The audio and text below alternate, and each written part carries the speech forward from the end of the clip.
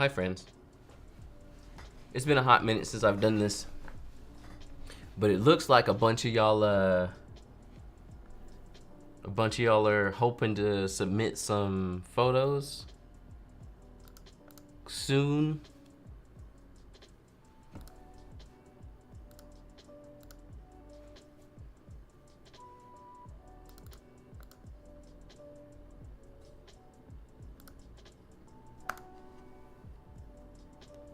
So I'm gonna give y'all a look here real quick, cause I don't want to be editing for 50 years. I'll take a couple more submissions real quick. Hi friends, it's been a hot minute. I have not streamed in forever.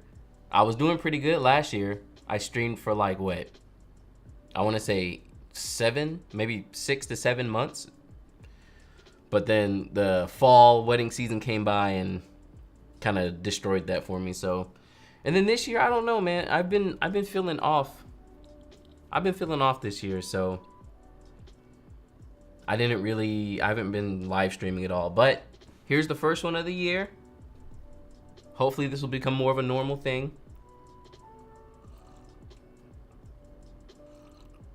But that's the link in the chat right now. Some quick last minute subscriptions while I clean up. I just left my tripod over here.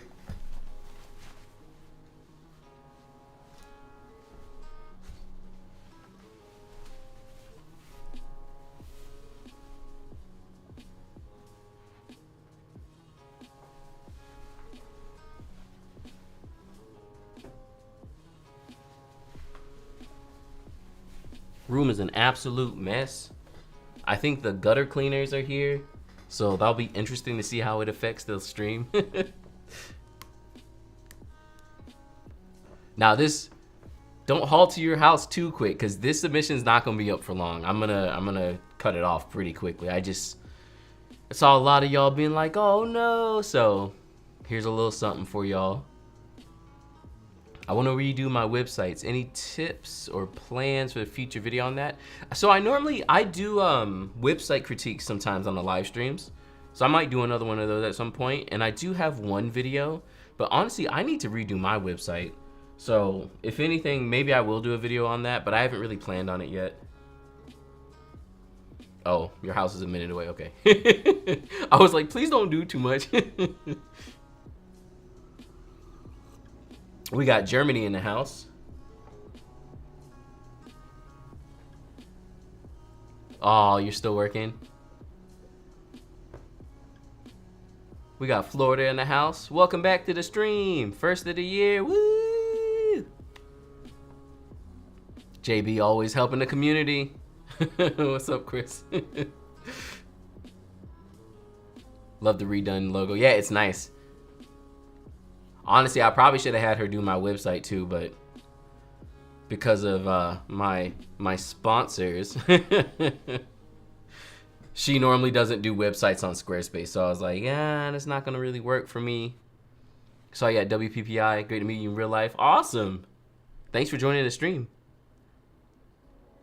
So I switched to Pixieset, but seeing everything you show on it and PicTime, yo, how are the Pixieset websites? I'm actually curious. Cause see, that's the biggest thing. Like, one of the biggest things I hope that gets across about me is that I like the industry and all the tech involved in it generally. So like, while I am sponsored by Squarespace, mainly it's because they approached me and I used to work there. So I love the company, whatever.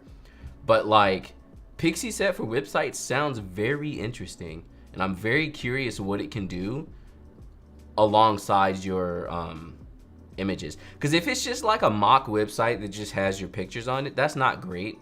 Like, I need a functional website that can do a lot. But the fact that they started doing that was really cool.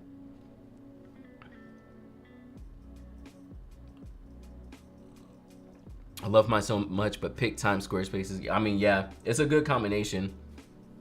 Again, I would love a service that had all of it in one. So you had your delivery, your photo delivery, and your website, and anything else. You know, I wish it had that, but Squarespace right now is looking like the closest thing, but they would need to couple up with another company And I don't see them doing that specifically for photographers, because Pixieset was made for photographers up front, and now they're trying to venture into other things, which is cool. Focal, I'm still questionable about Focal. It looks good though. I've had a couple demos shown to me and it looks beastie. So again, still just trying to figure out what I want to use overall, but Squarespace is the way for me. Who would you recommend for a website? Usually I overall like Squarespace. And again, I'm biased because I worked there for 5 years, but from everything I've seen and used so far, Squarespace has been the best for me. We got the Netherlands in the house.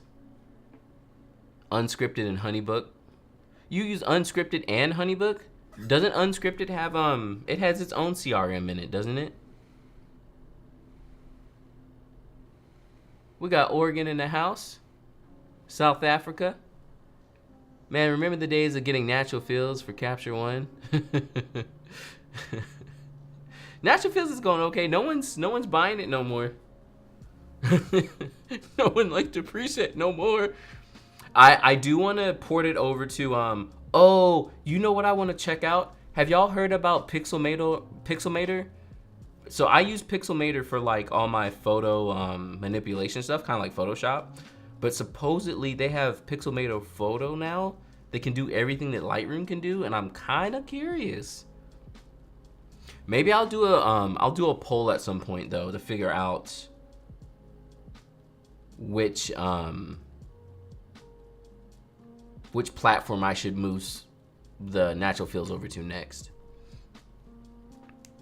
Did I see Botswana somewhere? Yeah. Yes, I do, but I pick and choose what I like. Good morning. We got India in the house. What's up? I forgot that I had my focus on it, so I don't even know if y'all are submitting any extra last photos. Yeah, you are. Oh my goodness. Here it is one last time. That's the current. If you want to submit your photos, I'm being nice and giving one last submission. But I'm about to close it. Cause I'm already up to 108 photos. And I'm not trying to edit all day. Okay, hold on. I missed what you were saying. Pick and choose what I like to use. Unscripted. Hate that it cannot do any task. Oh, okay, I see. Interesting. Cause yeah, I saw when Unscripted was trying to be a CRM, and I was like,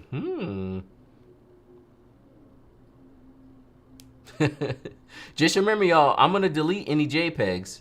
There's been a couple of JPEGs submitted, so I'll look at them at least. That's something I normally don't do.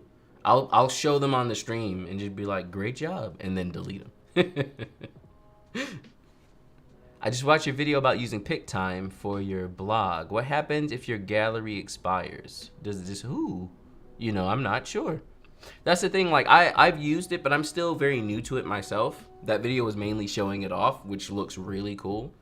The next step is gonna be the in-depth stuff, like if a gallery expires. I would assume that it doesn't affect the blog, but that's actually a very great question. I'm not trying to talk too much, you just awesome. I feel like I've improved. Thank you so much. Any weddings in Toronto, Canada? I wish. Hey John, any suggestions about flashlights, like speed lights? Flashes? I've always been a fan of Godox. I'm biased, that's what I've always used. I've been using the same ones now for like 4 to 5 years, and they just work. They haven't died on me yet, so, you know, from a business perspective, that's all I'm gonna do. Okay, closing it up. Let's see what I got. 10 submitter, 20 photos. Great.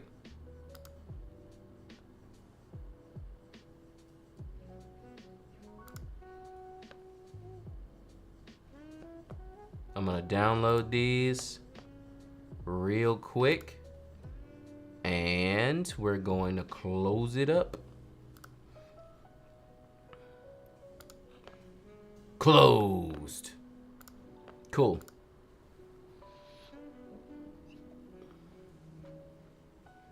Have you ever been in a situation where you had to pare down the camera equipment?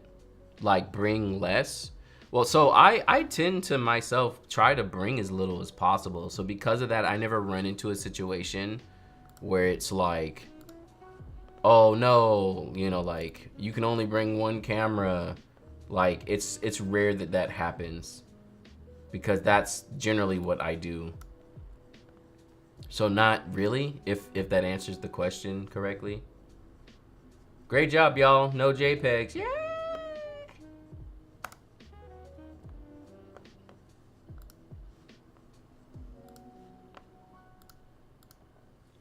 What do you use to edit your photos? Right now I've been using Lightroom Classic. That's my go-to. I haven't thought about switching to anything else, but I've used Westcott for a long time and never had any issues. Nice.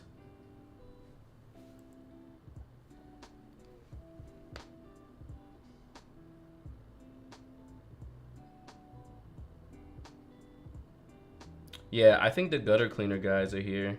Yeah. Hopefully they're not loud. Hello, John. I enjoy your natural feels preset. I wanted to ask, any news if you're going to have a video preset? Oh, like a LUT? Maybe. We'll see. The last time I converted my preset for something, it was like hell on earth, so I don't know if I'm gonna do that again. I don't know if is my chat working? Chat box. Oh, you know what? I don't even, oh my goodness. It's been so long since I've streamed, y'all.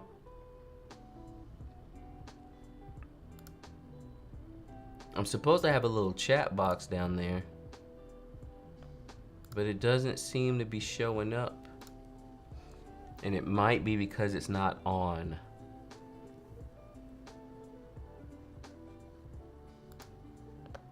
Yeah, because it's been so long since I've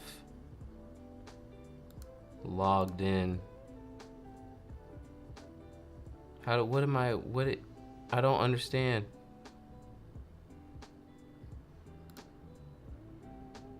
Did they change it? Is this my same one?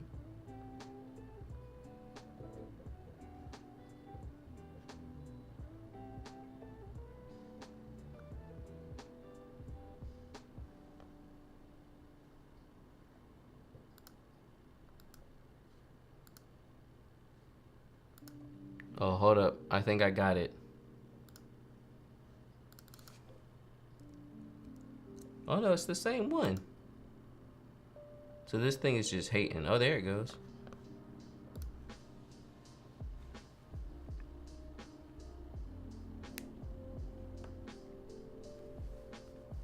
Dropbot links closed. Yep, I opened it up a little bit longer and I just closed it up. So now we're gonna start editing some photos. Now remember, if it's a JPEG, we're gonna delete it. Wow, we got someone in here rocking a Lumix.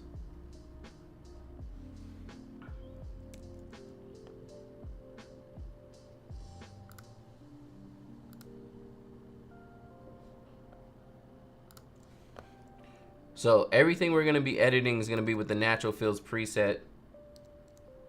Now I could just blow y'all's mind and use Imagine AI real quick, but I'm not gonna do all that. I wanna spend time with you. Because if I did it through Imagine AI, it would be done in 2 seconds.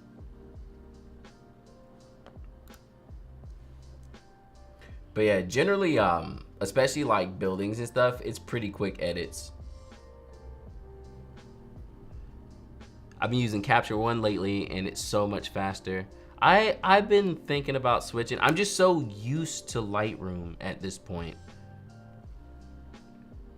Started taking my website or my wedding photography, YouTube more serious because of you. Nice, let's go. I've shot over 100 weddings since I started watching your channel. Woo! Doing more than I am. I've been slowing my weddings down over time. I'm in love with using Imagine AI with your natural. It's so good, y'all. Oh, nice. This might be a black and white. Yeah.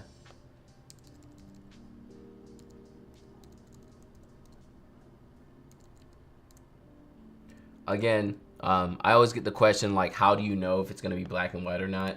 It's really just a feeling. I think composition plays into it some too. Like, if it's a more creative composition, or like you can't really see the subject as well or something like that, I generally will make it black and white. This is great though, getting a little bit of that foreground blur.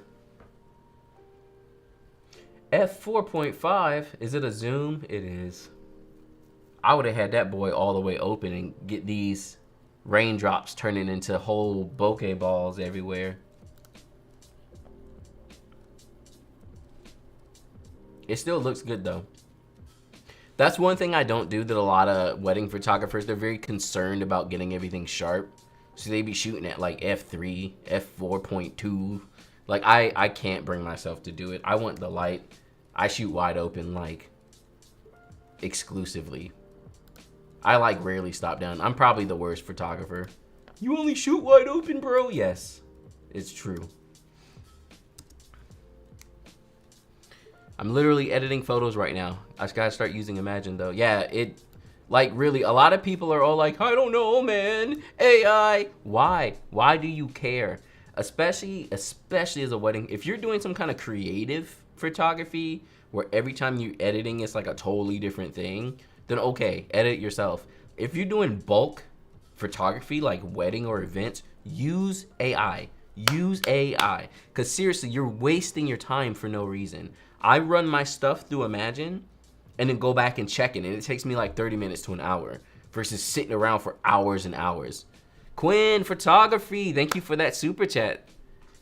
Thank you for being awesome and so helpful. Thank you so much. I try my best. CR2, we got some good old Canon.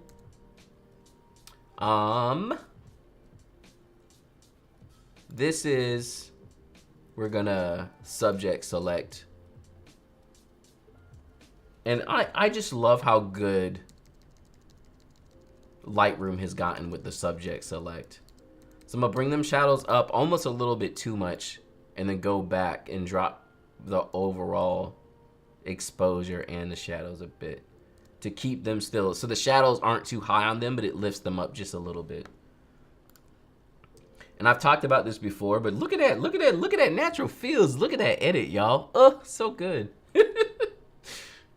I talked about this before, but I used to have to brush in those changes, so I would never do them. But now that Lightroom has the automatic like AI find the subject and it's extremely accurate, I use it almost all the time. Anytime a photo kind of needs it, I do it. And the great thing is Imagine AI will also let you do that as well through AI. So it'll just do it for you. It's just, I'm telling you, y'all, AI is the way to be. Like, don't waste your time. Not me Googling Imagine AI. It will change your life. It really, like, in all seriousness, and it costs money, but if you're in the position where you're getting to a place where you're like, I want to start outsourcing, hands down, it's the best. I stop down only when necessary. Yeah, exactly.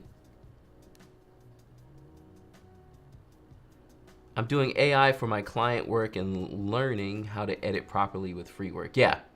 And because that's a big thing too. Like, you should still at least learn to edit. That's true. That's probably the biggest argument people have, is that like, oh, no one's gonna know how to edit anymore because you just use these presetted things. You probably still should learn Lightroom. I do have a course that I made where I go through my whole process in Lightroom, and it helps explain it from like a very basic, so you understand what to do. Because even using Imagine AI, you still need to know how to use Lightroom, because if it edits wrong or it's just a little bit off, you have to go make those adjustments. I'm afraid Imagine AI won't be able to figure out my own edits. I'm telling you, it's ridiculously surprising how well it does. Y'all already know this is a great shot, but I hate Dutch Tilt, straighten it out. Now, the problem is we lose her feet here. That's the biggest problem. And I guess I could, I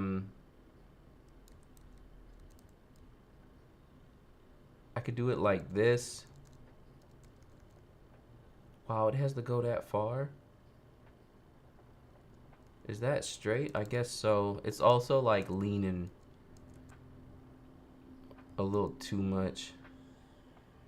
So this is doable. We could probably fix this, maybe. I might have to crop in a little. This corner will be hard to fix, I think. But if we do this, we could probably pull it off. But yeah, I'm sorry. I hate Dutch tilt with a passion. I cannot. Like, straighten your photos.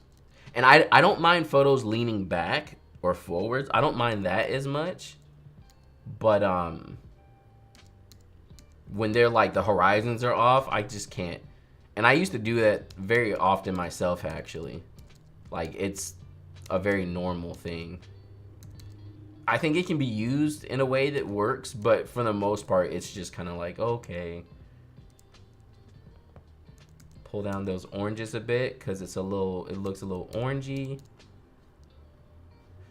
And that looks like a good white balance. That's a question I always get, is like, how do you know how to white balance? And honestly, it's just something you have to see over time and really kind of dial in your colors. So it will be kind of specific to each person's eye, but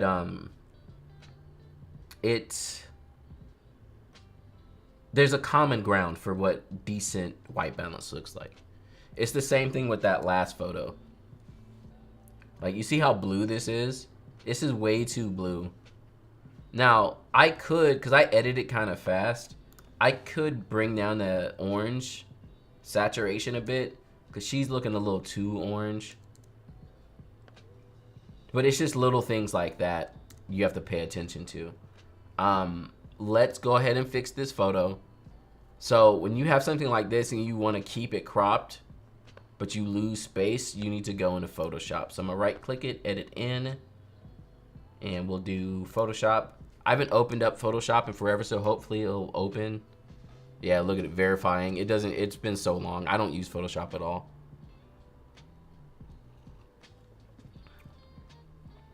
I'm still iffy about AI, not Illustrator. A little graphic designer joke. Yeah, because of the AI for the icon. Minus the tilt, super cool. Yeah, the shot's nice. I like the shot. The tilt was a little too much for my soul, though. Your style and content are so inspiring. Thank you so much. So I'm trash at Photoshop, and I only use it for absolute needed things like this. Just gonna content aware fill that real quick. Yeah. Wow, yo. So good. I feel like it keeps getting better too. So just section off your section, right click it, fill, content aware fill, boom. That's pretty bad, but you can't really even see that. So I feel like it's passable. Again, unless you have an eye for like Photoshop changes and you're looking at the whole photo intently, like no one's gonna care. No one's gonna see that. It's fine. We're gonna do this little bottom part here.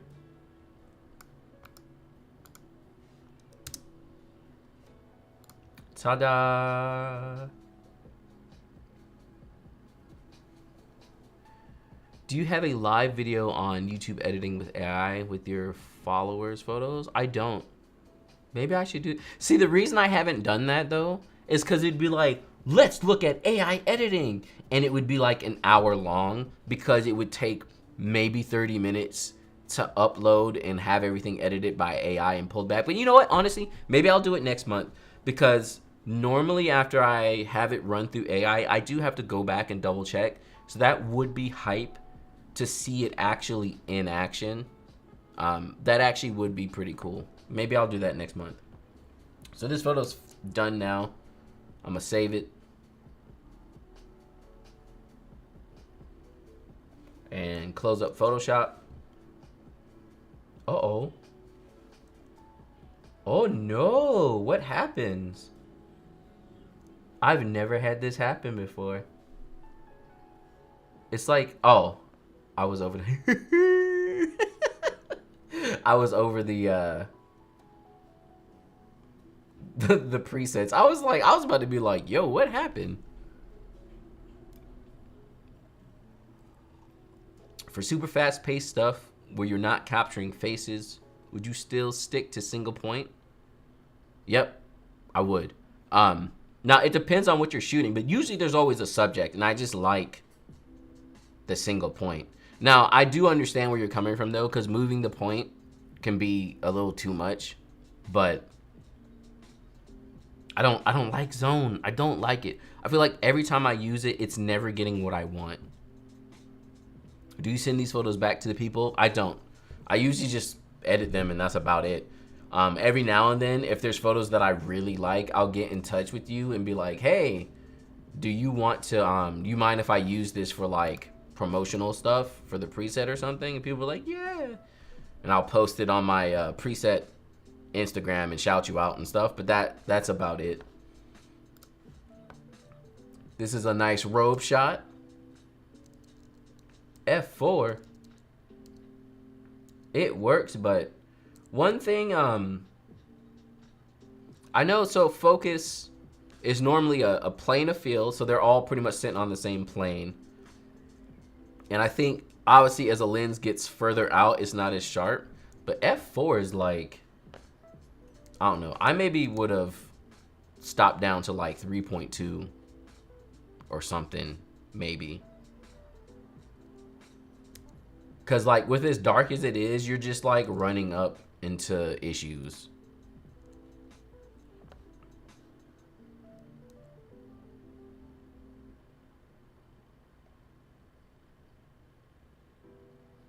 Yeah, this shot's fine. It works. Here's our before and after.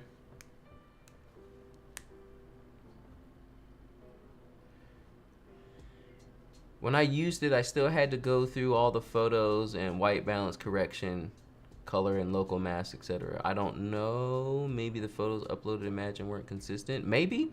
But yeah, I mean, I do have to, I would, you know, realistically, Imagine AI is like 90-95% correct. Like, I also still have to go through my photos. But again, for me, first off, when I was outsourcing to people, it cost way more, and I still would have to go through it, and it took longer. So that's one win for AI.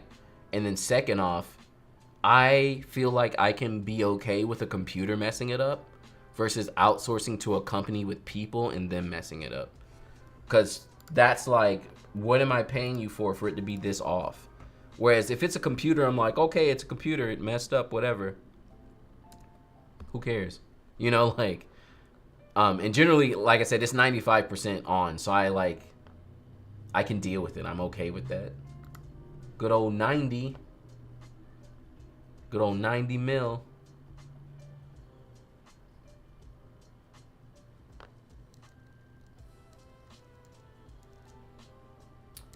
This direct light got the color looking all...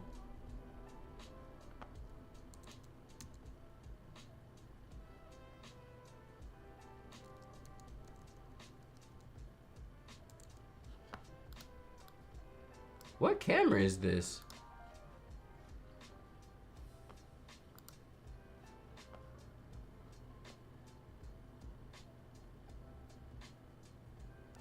Oh, it's a zoom lens.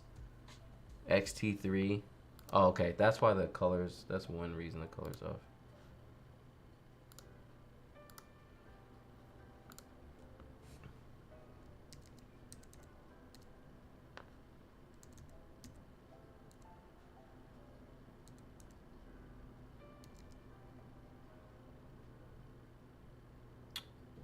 Something is not working the way I would like it to.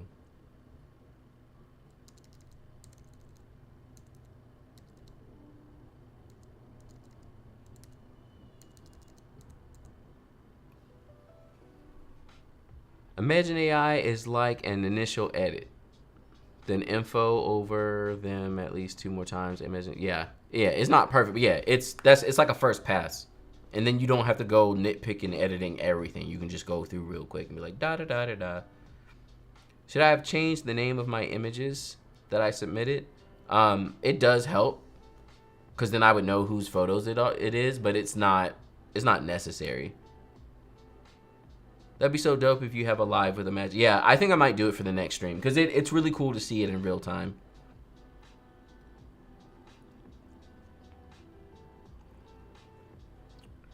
When first starting off, would you recommend photography and everything far as weddings, portraits, etc., or go and start off just once? I would definitely say do a lot of different niches and see how you feel. It's probably the best way to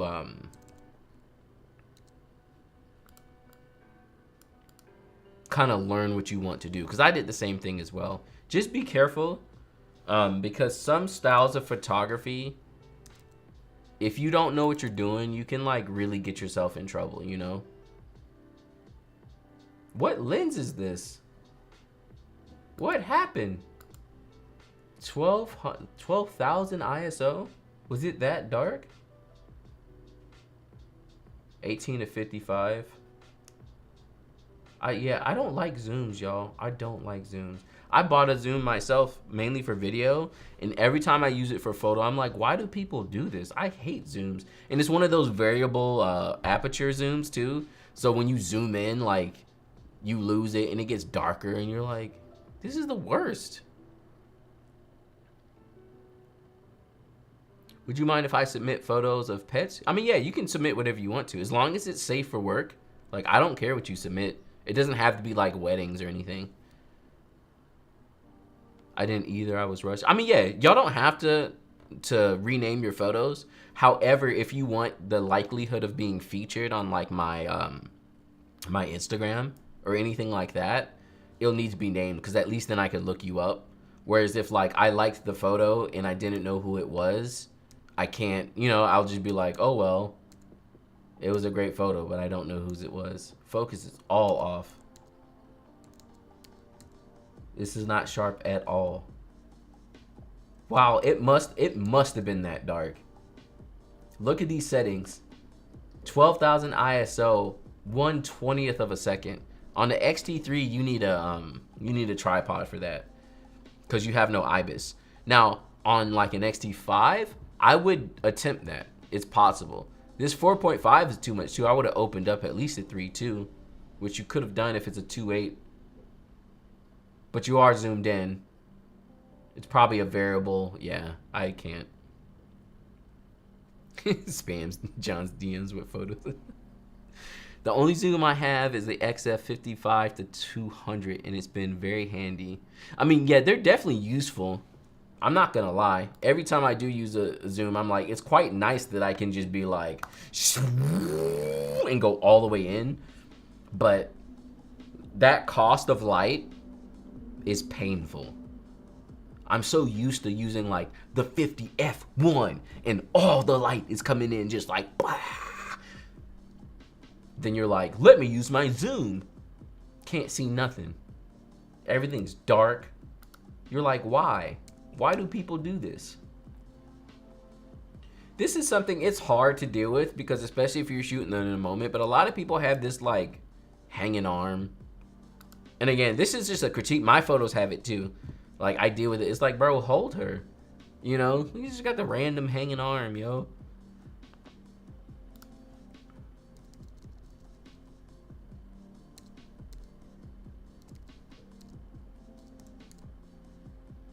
Quick edit. Look at that. So good.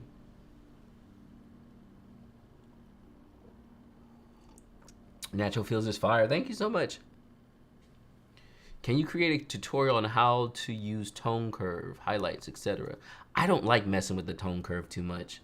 For me, tone curve is like a once and done. I really like to work with presets. And when I say presets, that doesn't mean just like go buy your own. Like, make yourself a preset.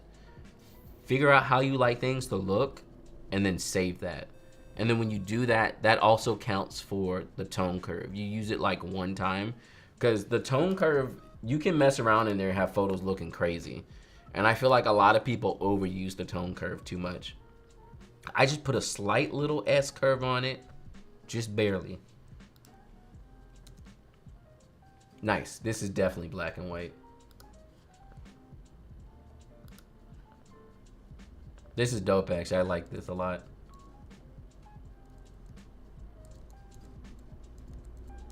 So a lot of times I find when I'm raising the exposure on a black and white, I feel like I'm missing like that blackness to the black and white. So I tend to drop my shadows a lot to keep it like kind of dark. This would work in color though too, because these tones are looking quite nice. I think it would work like the color palette going on here. You get your white, your cream, which is kind of matching the skin tones. You got your greens and your more greens and your brown. It's very like very aesthetic. We're gonna, yeah, let's edit a color version. So right click, create virtual copy. Oh no, it's too green. Magenta. There. Drop these oranges just a tiny bit.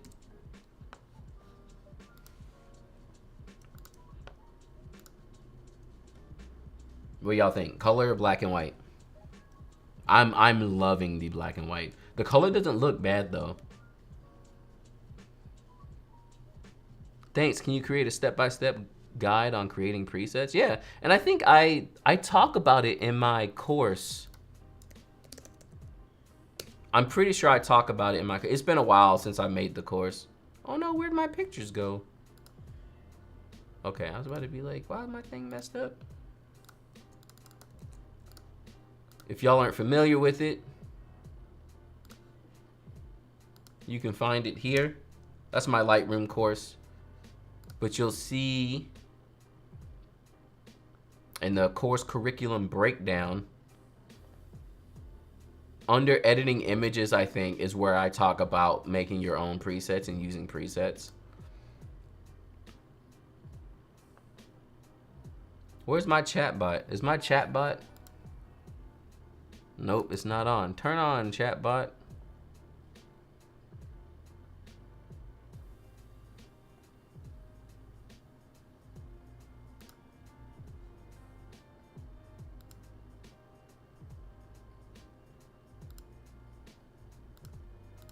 It's been so long.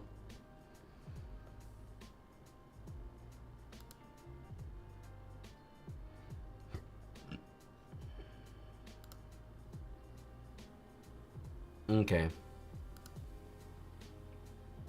Hey, Quinn, thanks for joining Team Magenta.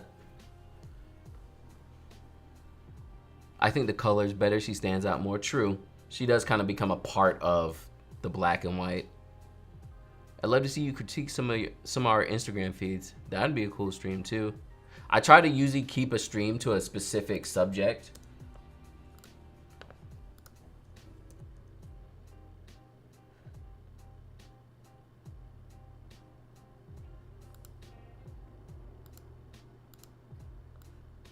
This is cute. It almost looks like a styled shoot, but I can't tell. Yeah, Sony is so green, yo. Every time I edit Sony photos, I always feel like I'm adding so much magenta to it. Like Fujifilm tends to be magenta heavy, which works because I love it. Canon also is a little bit green, but not so bad. And Sony's like super green. Magenta, man. Every photo, it needs more magenta. Soft focus. Yeah. That's that wide open photographer. I'm guilty myself. That be me. And see, I don't mind that. Like, I'm not over here looking at it like, oh, the focus is soft. Well, first off, it's loading the smart preview too, so it's hard to tell. But I mean, you know, who is looking at the photo like that? That's one thing. I'm sorry, y'all, but I just can't stand like pixel peeping. It's such a waste of time. You know, people be looking at photos like, oh, what? Okay, what happened here? Because this is just off. The ISO should have come down is the biggest thing for this. And the shutter could have come up. There should be enough range that it should still work. Okay, two cases for this white balance, right? You can do auto white balance, and Lightroom usually gets you close enough to where you want to be, or you can do it by eye. A lot of times when the white balance is that far off, I'll do the auto with Lightroom first and just see where it wants to get it and then go from there. But yeah, the problem with underexposure or overexposure, you're messing up the colors. Like, this works, but you can still tell that something's off about it. And it was because it was overexposed. So you're like losing detail. There's no point in pushing your camera. Like, whoa, the dynamic range is amazing. Just stay inside the good space instead of being like, push it to the max and try and recover everything. Wow, so great. So it's like doable. Like, you can recover it, but on the same end, it's just not, it's not a good look overall. I love my Sony A4 and my husband's Sigma FP. I thought about getting a Fuji, but I am not sure which I would like better. That was actually a wedding in Portugal. Nice. Yeah, something about her expression for the shot makes it look like a style shoot. Also, they just look great. It's rare when you find couples to be looking that good, you know? And that's not being mean or anything, but generally, that's what a lot of photographers complain about. Yeah, this is just all the way overexposed.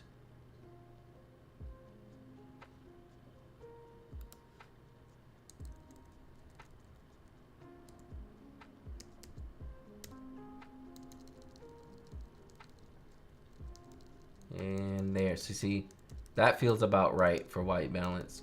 So you can eyeball it.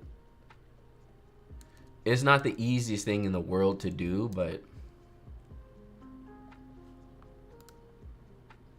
now if I was getting nitpicky, which I do sometimes, I would come in here and, you know, clean this up a little bit. I normally don't do that though. It depends on the photo and what the photo's for. Oh, so one thing, y'all know how Lightroom added content aware fill? It's pretty trash. And I don't know if they do that on purpose. I feel like they purposely make Lightroom worse than Photoshop so that you will still use Photoshop. Because every time they add features, they're like, oh my goodness, Lightroom now has content aware fill just like Photoshop. And I'm like, wow. And then I try and use it and I'm like, this is bad, yo. Like, I wouldn't use this. But yeah, for everyone who's scared of doing skin retouching and stuff, like, you can do 85% of it in Lightroom. Like, you really can. You don't need to do Photoshop. Now, if you want the best results, yes, you need to do Photoshop. But outside of that, like, you can do what you need to do for the most part in Lightroom. And it's quicker to just go ahead and do it here. See there? I cleaned it up so much. Look at that difference.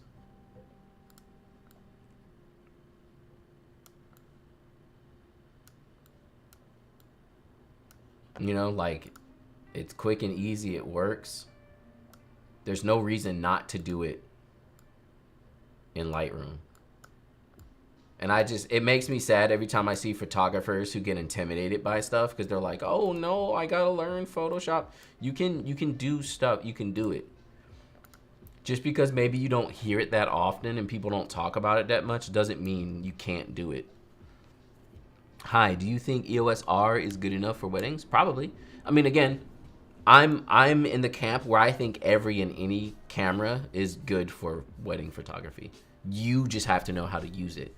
You have to know its quirks and how to work with those quirks. Not that the camera is like better or worse. This one I think turned out better than the other one. The colors look so off on the other one.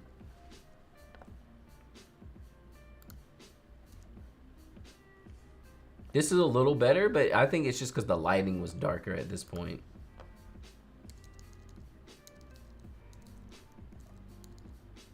White balance is also pretty bad though.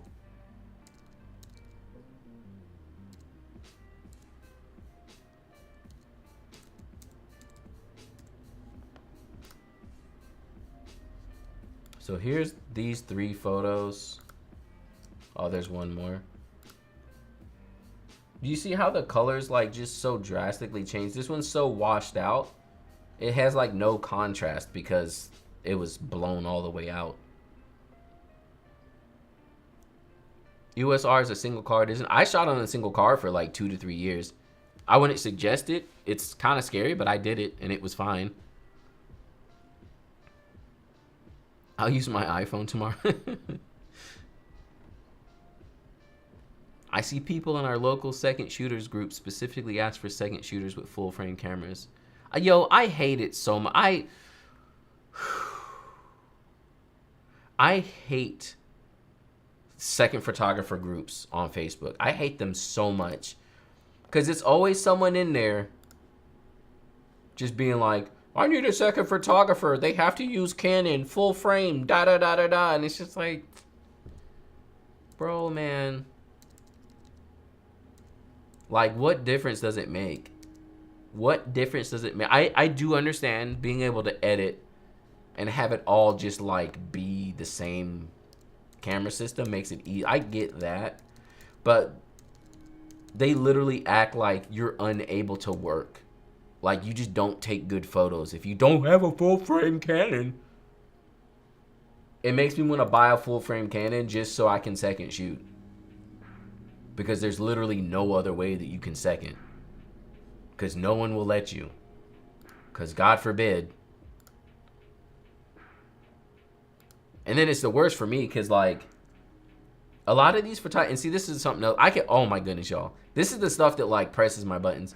Another thing that I absolutely hate is a lot of these photographers aren't really interested in photography in the industry. Do you know what I mean? Like, I like the industry.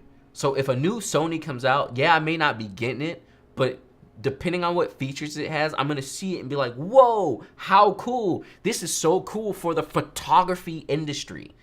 Whereas, like, a lot of these wedding photographers just picked up a camera and they don't even really know cameras. So they're just like, I shoot Canon because I don't know cameras and it's all I have. So you have to use Canon because if you use something else, I don't understand anything. You know, like, do you take good photos? Do you know how to use the camera? Can you support me on the day? Great. Because it happens to me all the time. People hit me up and I'm like, yeah, you mind seconding? They're like, oh, sorry, I don't shoot Fujifilm. I don't care. I don't. Are your photos good? Do you know how to work a wedding day? Can you support me? That's all I care. That's all I care about. Are you shooting in RAW? You know, like, do you know how to use your camera? Do you have a flash?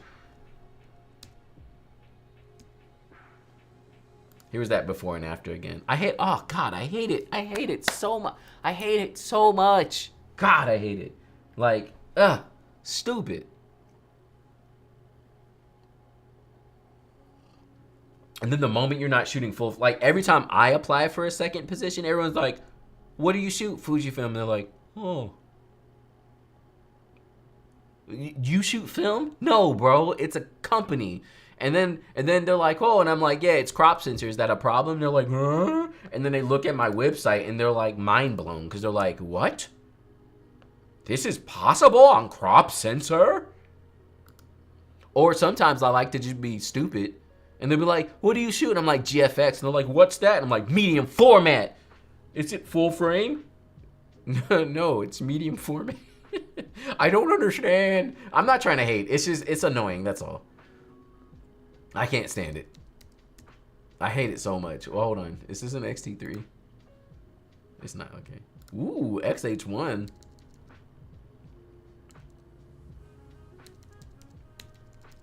So yeah, there's like a degree of it that's legitimate where they're like, it's just easier to edit the same camera body or the same camera system. I get it. But honestly, if you're using AI, it doesn't matter. That's the one thing I love about Imagine AI. Like, you use Imagine AI and you could have 3 different camera systems and it doesn't care. It's just like, great, I'm gonna edit it the way you would edit it anyway. And then boom, there they go. I can't stand it when I try to second shoot and they tell me I have the wrong. Yeah, and see, so going on, like someone earlier asked if a certain camera would be good for wedding. That's why I hate those questions. Those questions come up from seeing other photographers complain and be like, you have to shoot X thing, full frame, this, that, and the other. Where it's like, technically, no, you don't have to do anything. I know a lot of bomb photographers shooting on crop sensors and they're just fine and their work is amazing and they're winning awards and their couples are happy and they're getting paid. So again, I can understand, like, I just like the look of a full frame better. Okay, I get it. But objectively trying to argue with people, be like, full frame's better. I don't know. I don't know if I believe that. Black and white?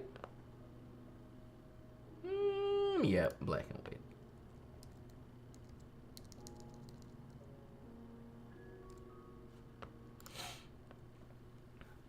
Do you use the color grading tab? I do not.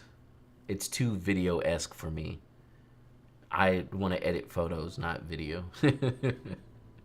Whenever I hire a second shooter, I let them shoot with one of my cameras. That's cool too. I almost did that, or I might start doing it. I do it sometimes. I shot a wedding last week on the X-T5 and the colors were amazing straight out of the camera. I mean, yeah. Again, every time I use my Fujis, and this is why I use Fuji, it really has me being like, maybe I should just not edit. Like, maybe I should just shoot in JPEG and RAW, have the RAWs as a backup if I really need to edit, and then just deal with it. Cute. This is a little tight for an 85. Because, I mean, you're losing his elbow. Oh, is this one of those weird crop? It's not. So this is a cute photo, but it's tight. We're gonna select our subject here. This is the reason why I don't like a lot of people will just grab like, you know, long lenses all the time, like an 85. And your photos just are too tight sometimes.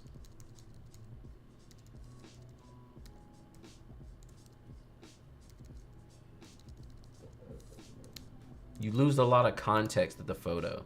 It is a cute shot though, but I just feel like it's so like constricting of the whole scene a little bit. Is there still a way to submit? No, submissions are closed for now.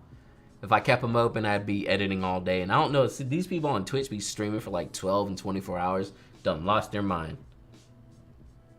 I got kids. I'm too old for that. I'm tired, yo. I got other things to do. I can't be sitting here editing all day.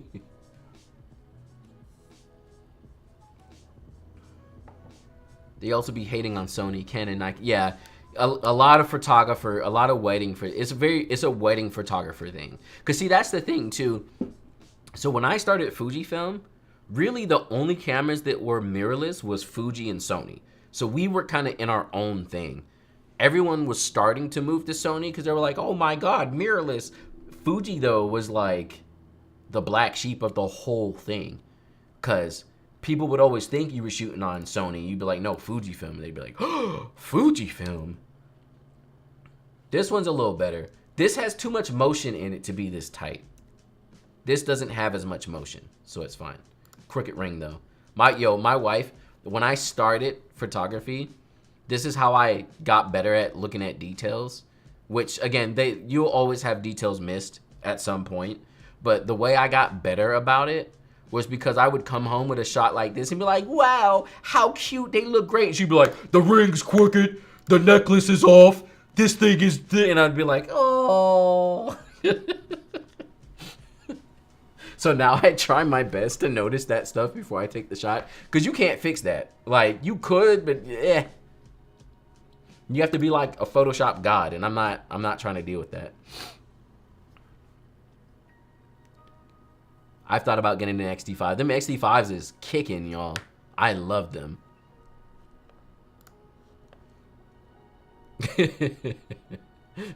I think so. She's probably in the next room listening to me.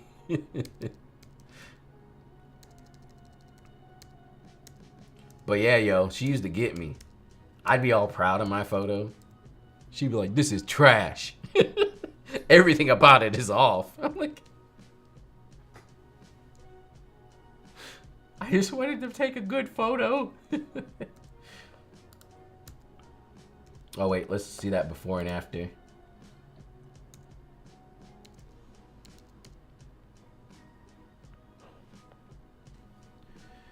Have you tried the Viltrox 75 for a wedding? You know, I've never shot any Viltrox lenses ever. I think they just emailed me trying to see if I wanted to try out one of their lenses.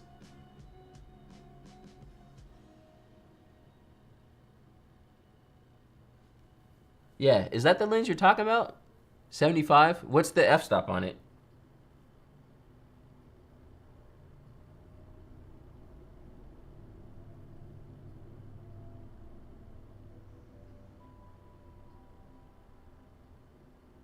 $75? What is that, like a...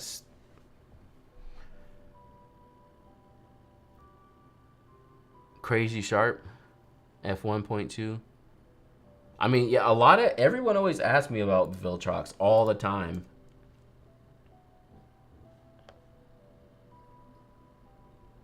$1600 ISO. This is where you're like, dynamic range. Y'all ever do that? You shoot like extra dark and you just like see how much you can kick up the exposure in post just because.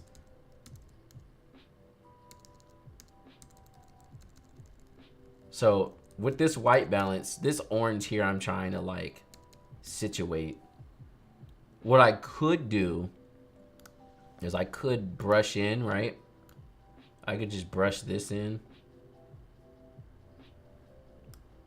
and turn down this orange. So make it too cool, like this.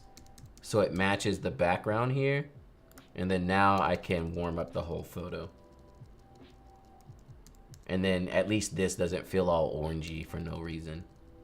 Because then the whole scene will be kind of orange.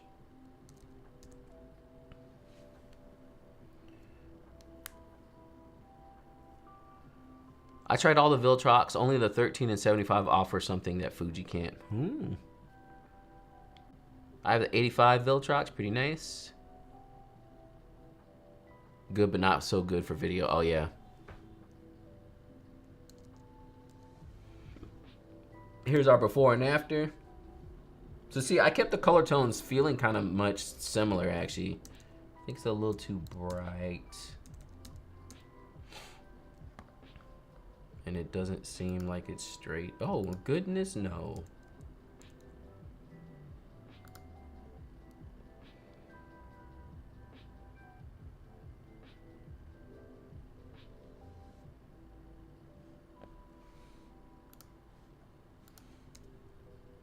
Wow. Now, I would probably take something like this and black and white it. But let's just try and color it because clearly everything is too orange.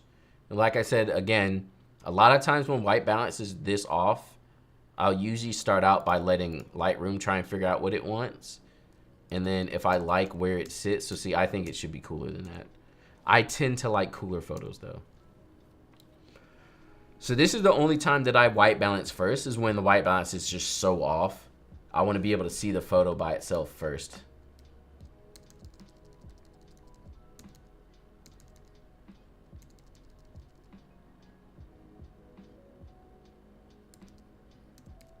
Not so bad. I still think I'd rather have this one black and white though.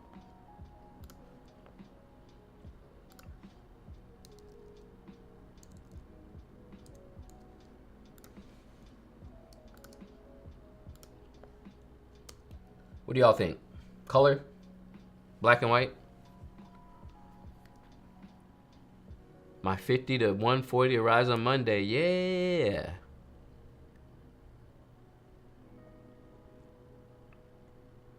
Color.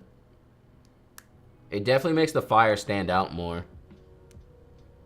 I think black and white is the mood though. Cause like the background is just all blue.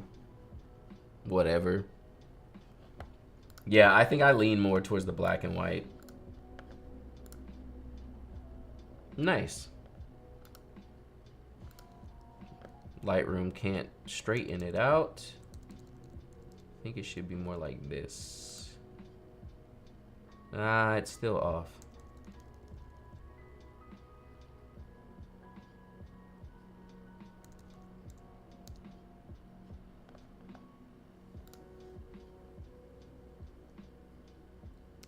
Bump up this clarity because it's still life. We got some sensor dust, which I always hate. I'd be like, great, let me stop down to F25 billion. Take a nice sharp shot, and you take it, and then you're like, oh, what is all these dots everywhere?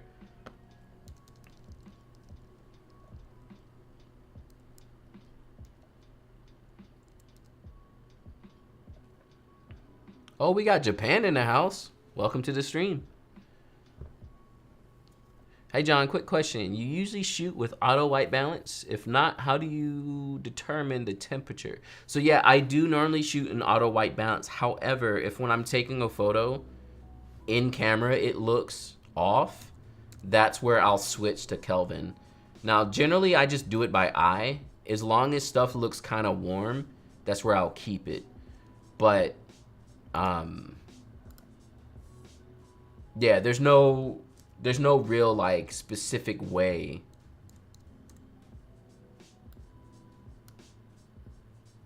that I'm white balancing. I'm pretty much just Kelvin in camera. A lot of times I'll just put it in shade, like shade mode in the white balance. F25 billion.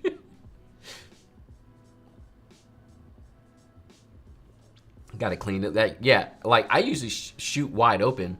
Like I had the 35 f2 and my thing got scratched, but it didn't matter because I shot wide open all the time. You know, it's just like, shoot it wide open.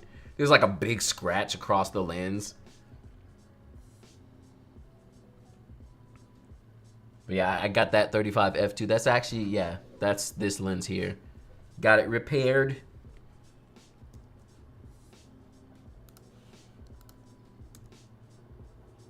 This is the same scene, I'm assuming. Yeah. So, since that's the case, we're gonna sync settings.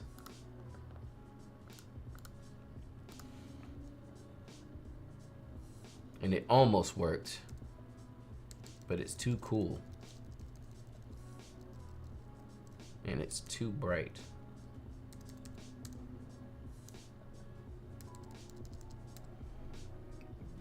That horizon looks off to me.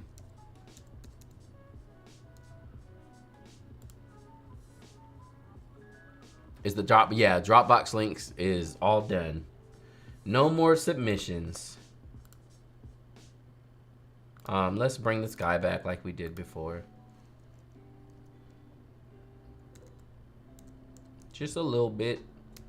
Warm up the sky too to bring out that little orangey in the background there. Ta-da!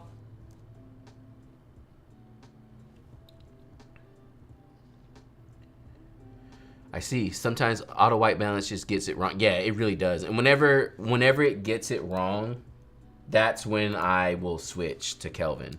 When it's clearly just off and you're like, I'm not shooting it like this. Like, I wonder if there's any good examples.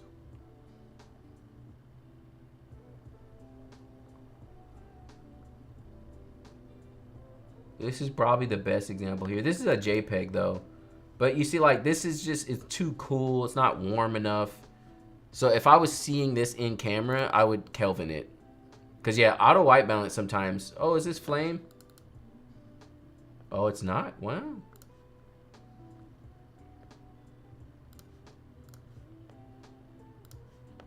Not enough magenta.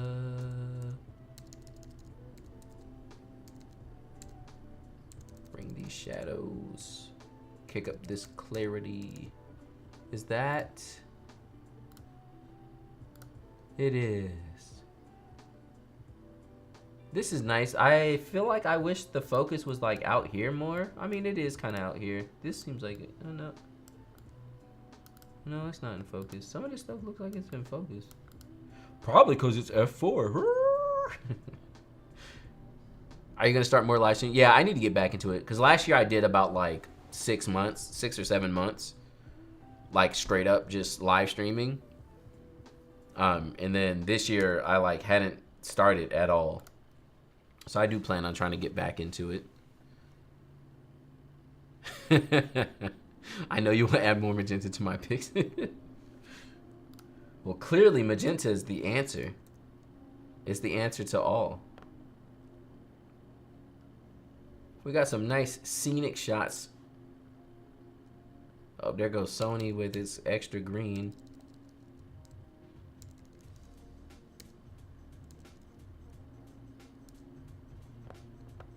Yeah, most of these photos are straightforward. This is like how I would edit it if it was my own stuff.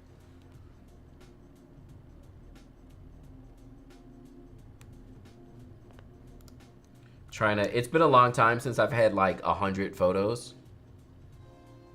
So, try not to go too fast, but I'm also trying to get some decent timing on stuff. What camera is this? XD. Yeah. Let's use this here.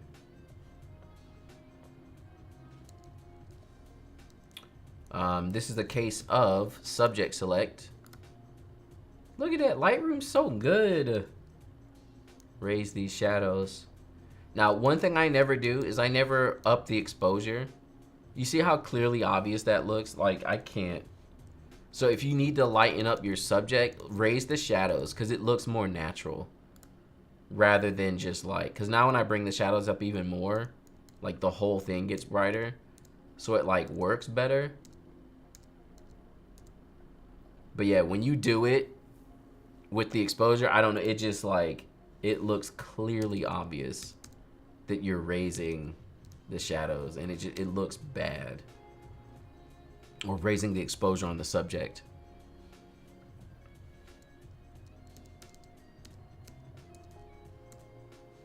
There's our before and after there. Hold up. The oranges are a little too much. So again, if your photo's looking too orange, but you do need it to be warm, you can jump down to the HSL, drop the saturation on your orange, and then at least things won't look as orange.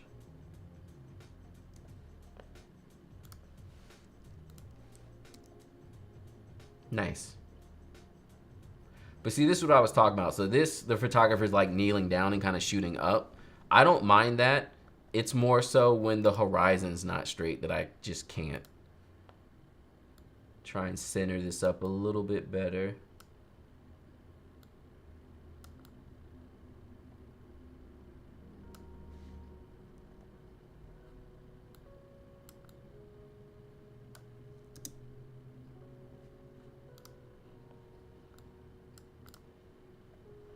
This suit though, a lot of grooms nowadays be wearing like these poppin' suits.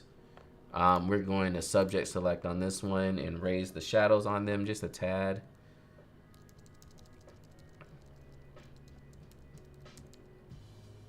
Raise the shadows on the photo just a little bit, and then I can...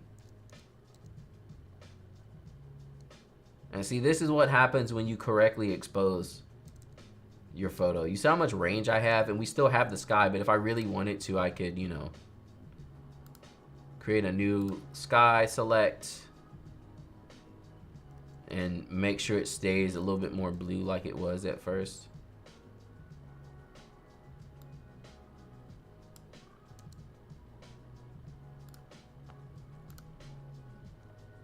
There's our before and after. Let's pull these shadows.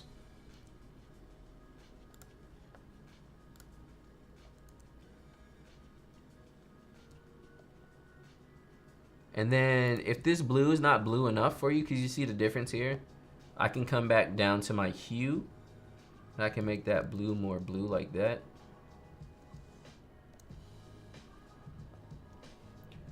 And those are the type of changes you're making with your preset. Like if something just looks off to you, go down to HSL and just like tweak it a bit.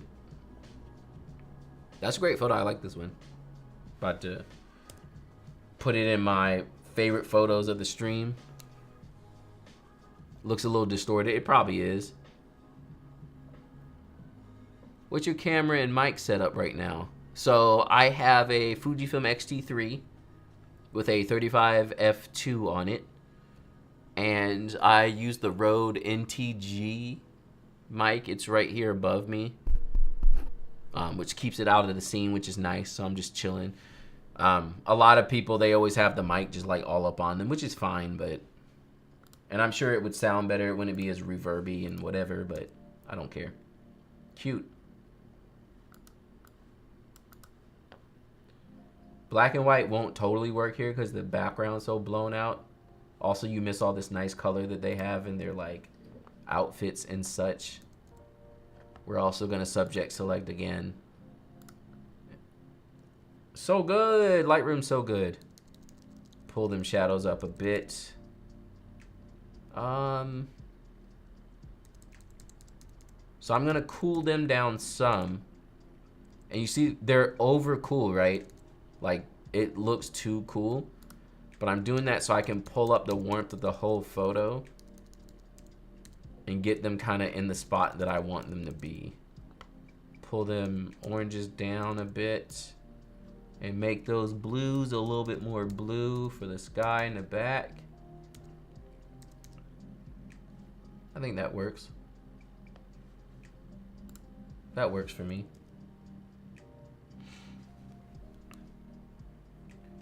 Very nice shot on the pier. Yeah, I like that last shot a lot. That's great. It's a great shot. Oh. You're like, thanks, John. I didn't even realize that was you. That was an amazing shot.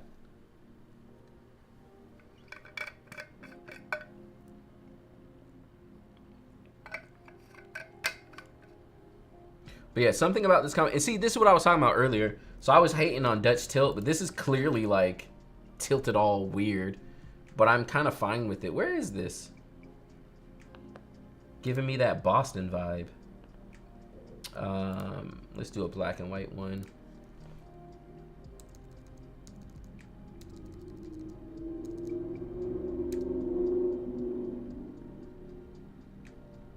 It was on a speedboat. Oh my goodness. You're like sitting there like trying to take the photo like ah. It's cute though because you can tell it was like in the moment, and I'm sure you were probably holding on to something trying to shoot it. So, and you know how the boats be like boom boom boom boom and you're like ah. Netherlands. It's great. Yeah, great shots. Here we go again. Color or black and white?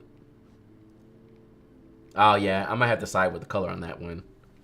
The color really pops. You know what it is? It's his suit being orange and the blue.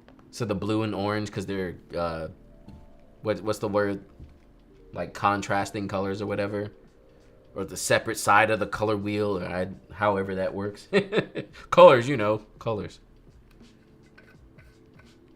Not sure if you noticed or not, but the chat isn't working on the stream. Yeah, it be doing that. It be hating like that. It'll work sometimes and it won't others.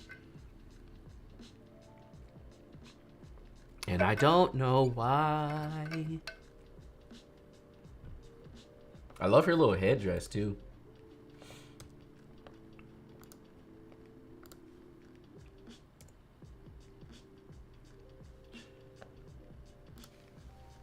I ain't had to do nothing to that photo. That was it right there. Put your natural feels on it. Good to go. I just bought your LUT pack literally yesterday. Nice. Not a LUT though, preset. One of these days I'll get a LUT.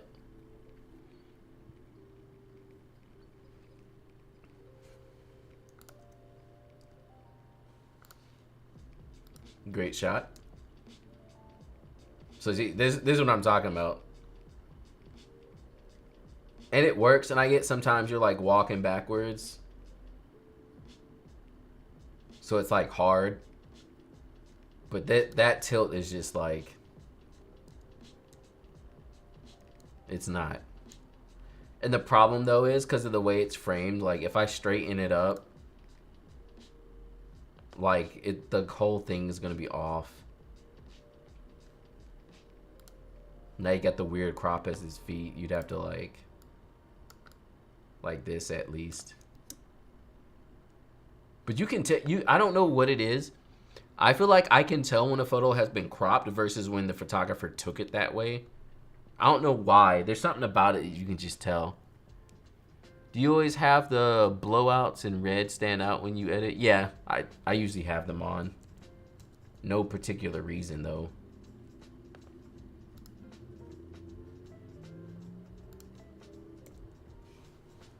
Nice. I think focus was missed. No? No?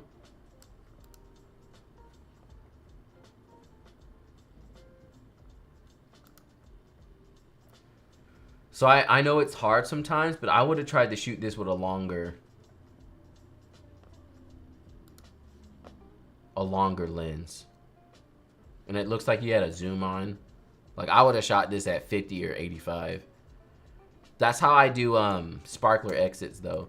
I think it works better because what I would have done, and it's hard sometimes because you got to really control the wetting, but I would have told them that once the couple comes down here, make the semicircle and then throw your stuff and shoot it with an 85. You would have been able to see everything a little bit better. Cause like, I don't know. My pet peeve is cause there's no compressing. It just looks like people standing there with like kind of some stuff flying around. You can't really see. I don't know. There's no mood to it. It's just like, yay, they threw some stuff. Wow. Panicking because I haven't seen my submission in the thumbnail. And now I'm questioning myself. Oh no!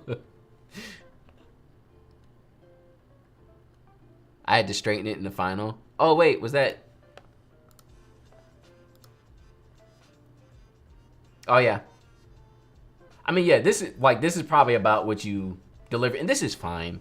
Again, I hate when people have to nitpick photography, like it has to be perfect. Like, oh, why'd you cut off the foot?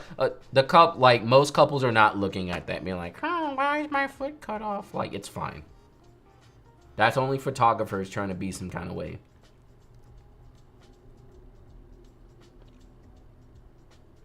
What's up, man? Hope all's well. Thanks. Did everything work out with your hard drive? I have no idea. I gave it to a company. It's gonna cost mad money that I was not expecting to spend, which kind of sucks. And we'll see. I mean, there's like two basically best case scenarios. They're both worst best. Like, there's no win. It's either they can't recover it, so I win because I don't have to spend money, but then I lose a whole bunch of like video content, or they can restore it. So the win is that I get my content back, but then I have to pay them a fair amount of, like, it's looking like it's getting close to 10 G's, which I wasn't trying to spend. It like ruins everything. Did you lose any weddings on the hard drive? I lost video footage of me shooting weddings, but not photos. My photo backup process is like fail-safe. And that's mainly because it's easier to back up photos, and it's also my wedding work. But videos, I'm new to doing video, and I'm not used to having, like, you know, you shoot a video in 4K to 6K, and like, you know, a 10-minute video is like 5 to 10 gigabytes. And you do that every week, and you just destroy terabytes of data. So the hard drive I had fail was a 20 terabyte hard drive. Literally all my content just gone. And I was kind of backing it up, but not all of it was backed up because it was just so much data. I don't know how videographers deal with it. I have two NASs that are at least 30 terabytes. I just got a new one that's a direct attached server that has like 54 terabytes in it. You know, like, and I feel like I'm gonna eat them up in 2 seconds. It's just the worst. Video's the worst, y'all. It takes up so much space.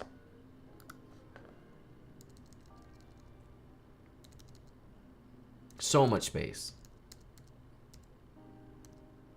So me losing data was halfway my own fault, because I didn't have a really good backup system, because I just can't bring myself to be like, let me buy a 20 terabyte hard drive. Let me buy 2 of them so I have a backup. Oh, it's full already. Let me go buy another one for $800. You know, like, I make decent money, but oh my goodness, like, do you still have Backblaze? I do. So what I learned the hard way is that, one, because this is the first time I've had a laptop, Backblaze doesn't back up when all your stuff that you want it to back up is not plugged in.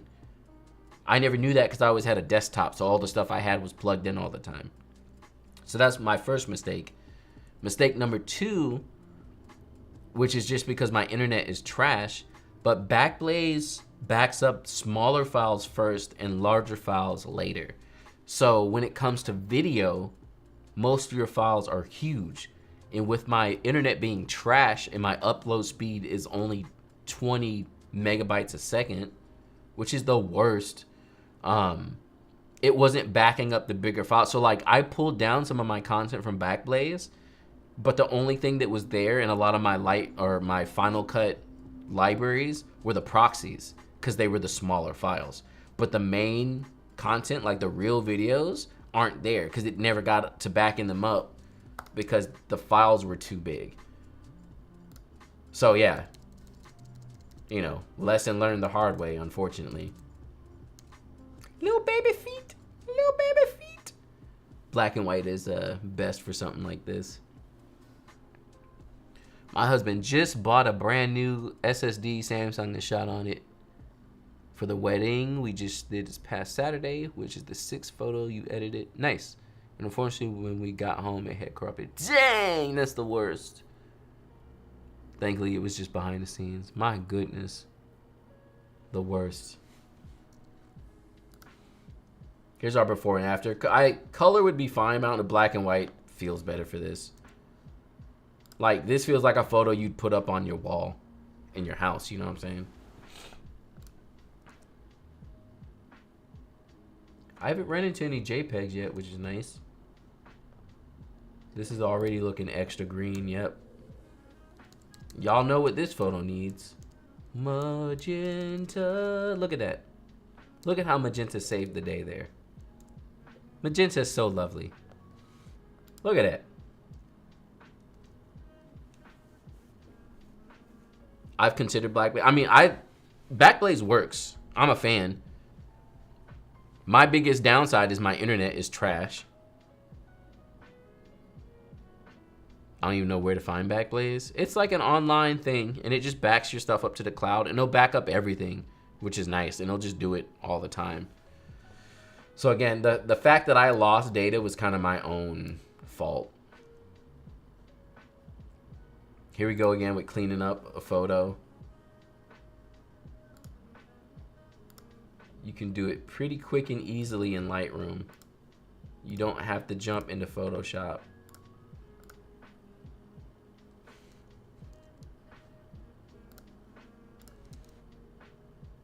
Nice. It's backlit. That's the only problem with this. I would have turned in a different direction if possible. Ugh.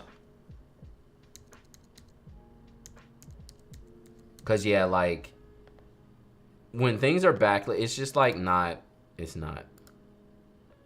Like now I gotta come in here and raise the shadows and it's not gonna look natural at all. And it's like all I can do. I guess we'll do the sky, but it's not gonna look right if I do that. Like it's not, it's just not. So yeah, especially if you have this much sky, try your best not to backlight it. Because you see how much better this shot looks? The coloring's just nice. Everything is better. It probably was in shade. This is just, it's too much. There's like no way to save it, really.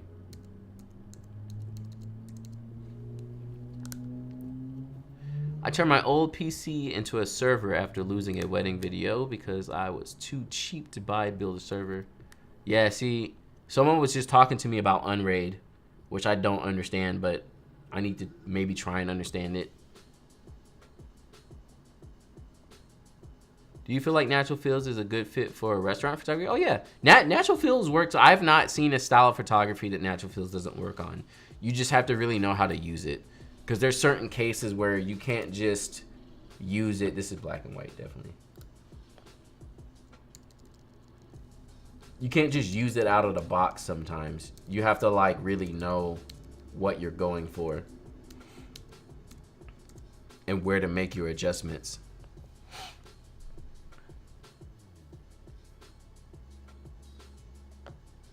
Thanks for the CC. That is the first confetti walk I've done. I was working with the videographer to organize the guests. Yeah, it's hard. Now, the shooting with a longer lens is that's a very personal opinion. So take it with a grain of salt. I just feel like every time I see, because it's with sparkler exits too, every time I see sparkler exits or confetti shot wide, they just don't look like something cool is happening, you know? I've only once pulled off a confetti shot that looked cool, and that one was shot wide, but it was mainly because the bride was like so much about having it happen that they like posed perfectly for it, and I had told the guest earlier when exactly to throw, because I talk about that a lot. A lot of photography is making sure the guests are in line with everything too. So yeah, this shot here, this was the only, like rose petal confetti, this was the only shot, oops, that I was able to pull off. And this was shot pretty wide, and it works. But in a setting that's like for a, like an exit, if you can, the semicircle and shooting it with a tighter lens helps out a little bit more. Because even this, like, it looks great, but compression just makes a photo look so much better. But yeah, they're not easy to pull off. I have like 2 shots. It was this one, and there's another one that was, what year was that?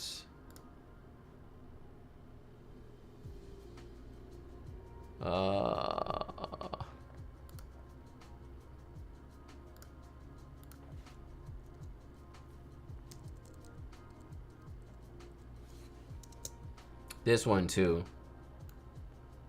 These were both shot wide, but you see here the difference is I'm like all up on my subject, and yeah, there's some distortion, but it like fills the, you see how it's all filled with people, whereas like the other shot we were looking at just felt like, I don't know, it felt like real life. You know what I mean? Like real life can be boring. You want to make your photos look like, wow, I want it to be there. This looks so great. Everyone's so happy. How great. Wow. Look at that. Wow, look at their faces. Wow, this looks fun. It doesn't just look like, okay, they threw some stuff. Yay. It's a picture. But again, that's just my personal opinion. Is the Streamlabs the links to the actual stuff? Yeah, it should be. Oh, actually, what is it? What is the link? Oh, it's not? Wow. It's been so long. Here, hold up. If y'all want to check out some courses, here's the page for that. I need to fix that. Actually, I'm about to fix it right now.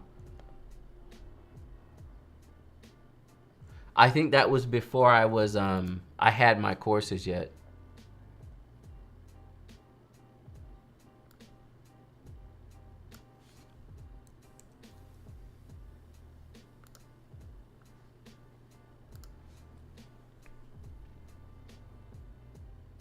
Does Imagine AI work with Capture One? It does not.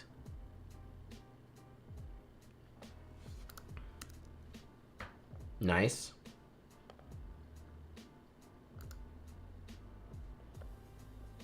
Yep. A little magenta, a little warmth. Ta-da!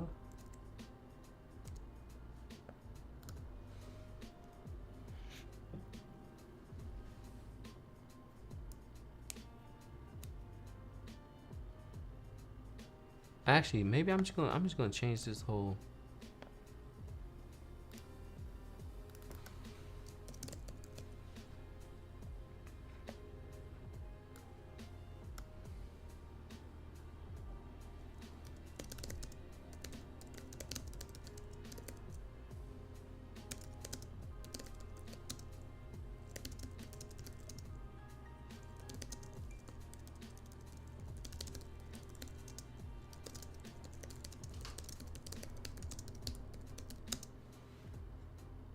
There.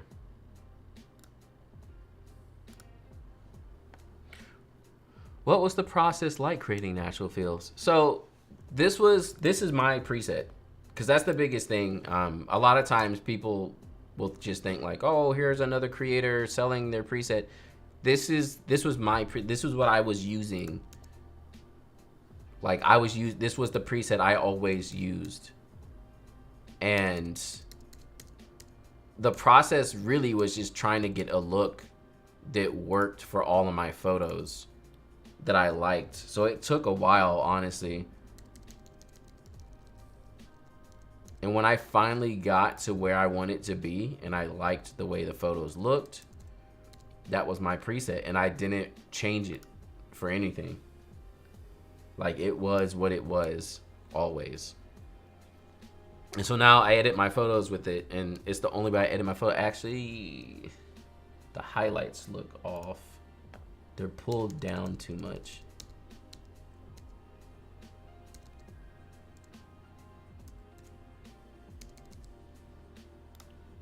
Oops. There's our before and after there. It's a little HDR looking-y. I might lower those shadows a little bit on them. Yeah.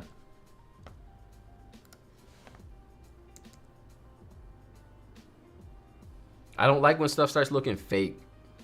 Like, oh, gotta pull the shadows up so you can see them. Like, they're clearly in shadow. That's what it's gonna be.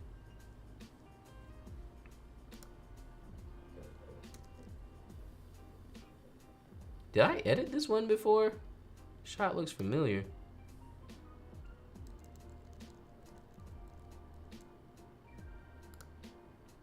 Yep, good old wide shot Wednesday.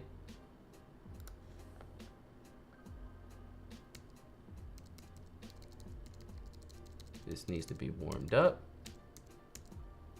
There it is, got that glow on the back here.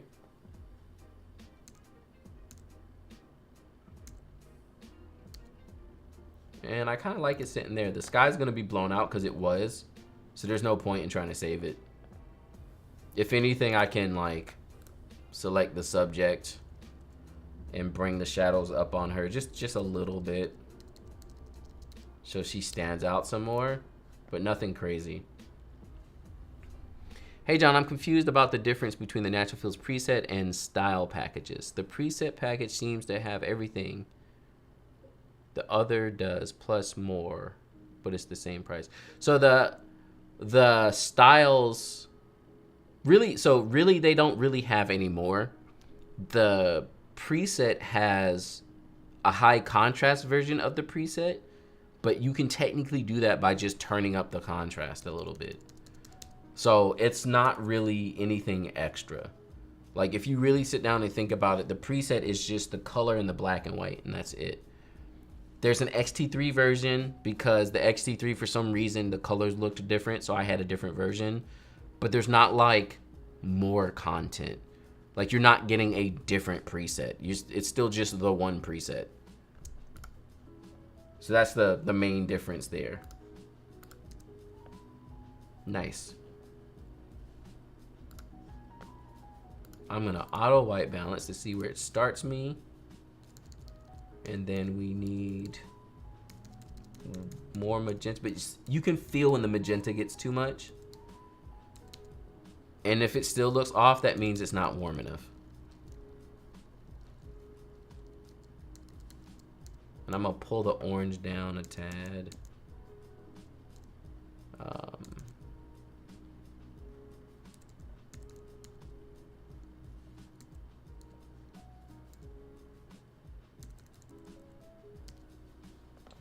I'm trying to see how much I can get them to match. The problem is the color is very different between the two shots.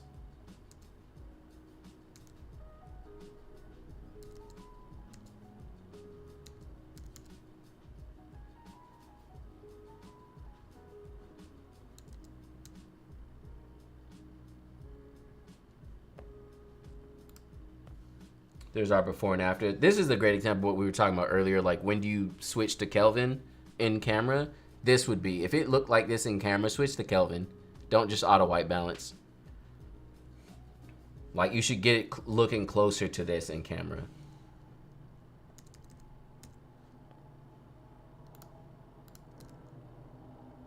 This is black and white. Again, these moody photos where it's like just hands and stuff, to me are generally black and white.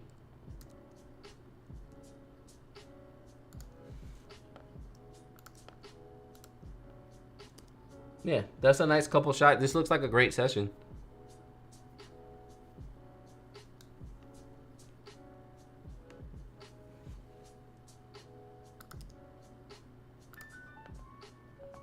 Okay. Gonna take a quick, about halfway. Is this 50? Yeah, almost. So just about halfway. I'm gonna take a quick BRB because I'm calorie counting and I only ate like 500 calories for breakfast and I'm dying. So give me 2 seconds. I'll be right back.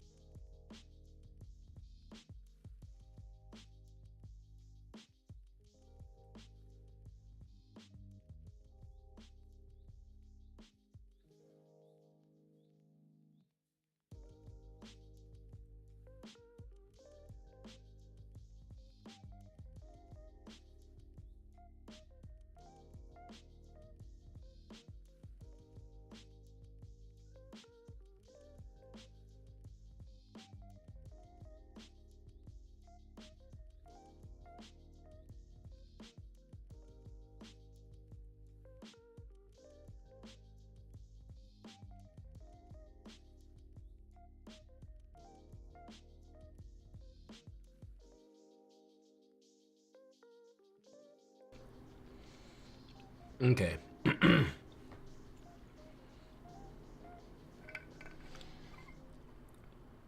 Calorie count's fun, but you have to eat like on a schedule, basically.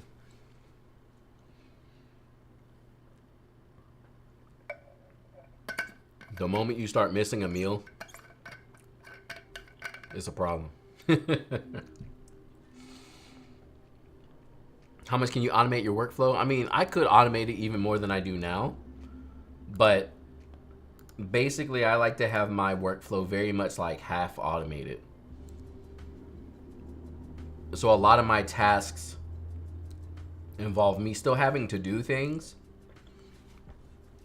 but it's like a half and half where like something automates it and then I just finish it up.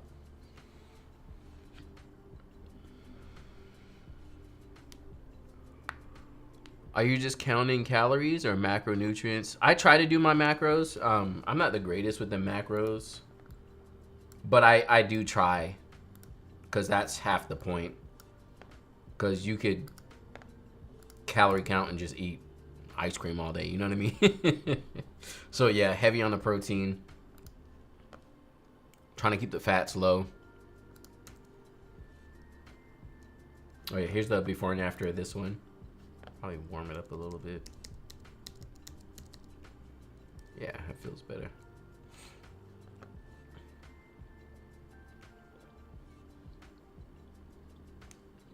I have another BTS shooter for my weddings and anything else if my husband is on outage. Yep. Yep.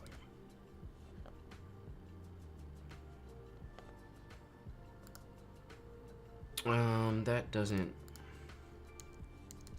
The horizon's off, but it's really not that off. Maybe here.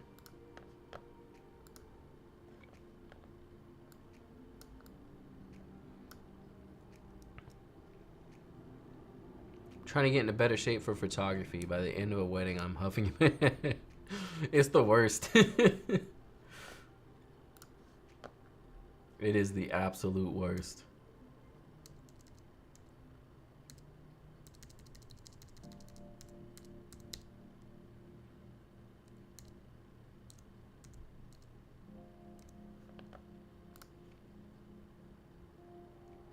I know exactly how you feel. Weddings are so rough.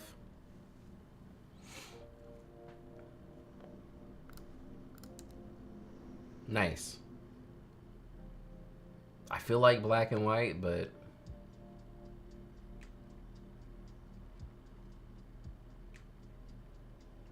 let's do both, I guess. So here's one big thing about natural fill. So I usually turn the highlights all the way down, but sometimes you get like weirdness like this. Any scene where the light is really direct and it's like the only thing this you need to raise the highlights. You see how much of a difference that makes? So when there's like direct light like that, you probably should raise the highlights a little bit.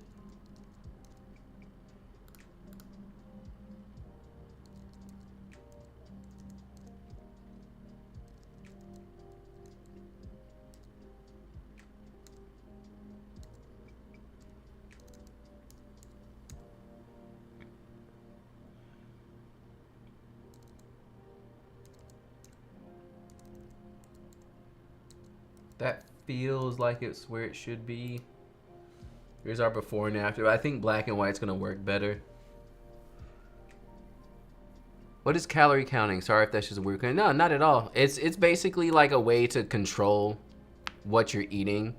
So you eat in a caloric deficit, so less calories than normal. And it's very like, it helps you pick and choose what to eat better. And usually when you're counting calories, you're also counting macros. So that's your protein, your fats, and your carbs. And you have a certain amount that you want to eat within a day. And so that helps you choose what you're going to eat. I did it a while ago, and that's how I lost weight. I lost like 35 pounds, and I'm not even that big of a guy, so let's create a virtual copy. We'll do a black and white version.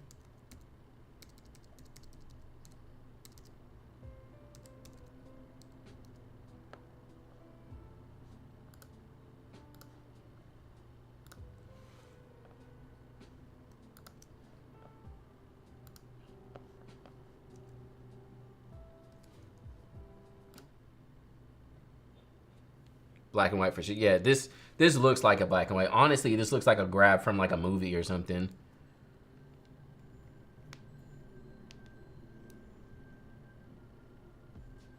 Follow-up question. Do you work with someone to manage the legal side of your business compliance? Initial preparation of contracts. I do have someone look over stuff, but a lot of times I'm just kind of figuring it out myself, which is not the best in the world. Can we get this a 21 by 9? Will that work? Is there a 21 by 9 in here? Is that 16 by 10?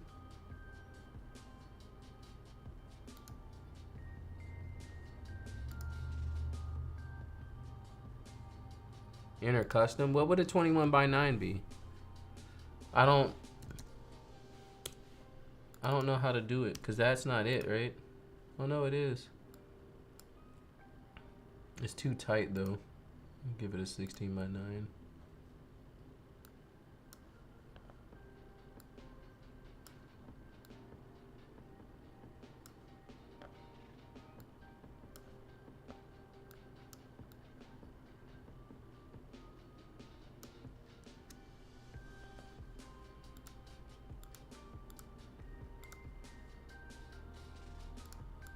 Why is it way over there like that?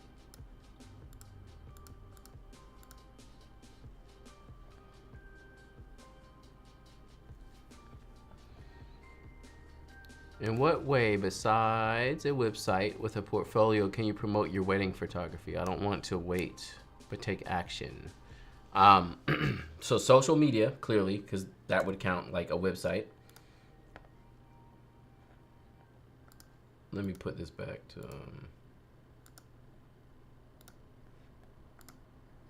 So social media is probably the easiest and freest way. Then there's also, oh yeah, this is black and white as well. There's like, look at it. There's no other question. I mean, look at these photos together.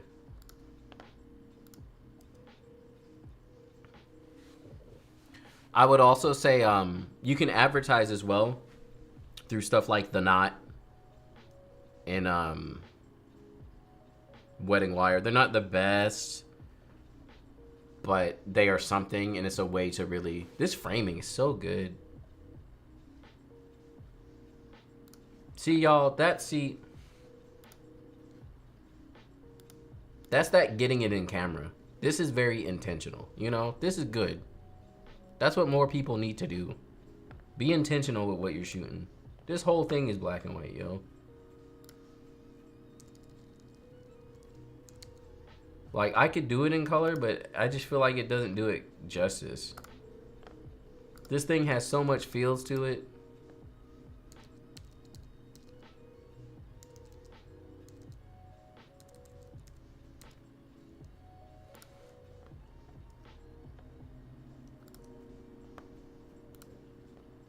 Yeah, black and white all day, y'all. There's no question.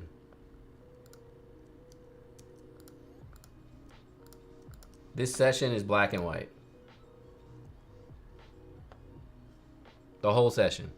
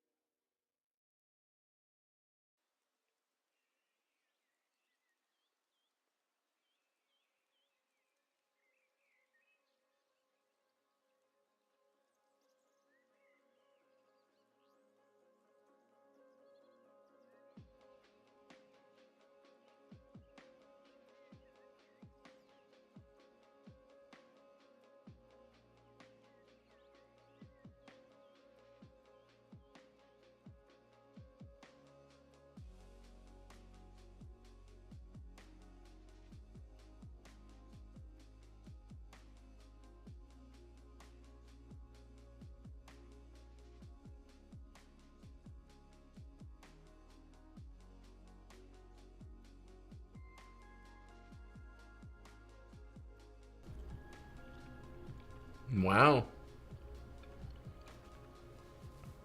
It's an XT2. Recommendations for monochrome camera?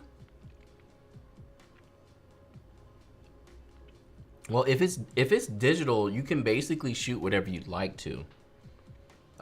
Again, I'm biased.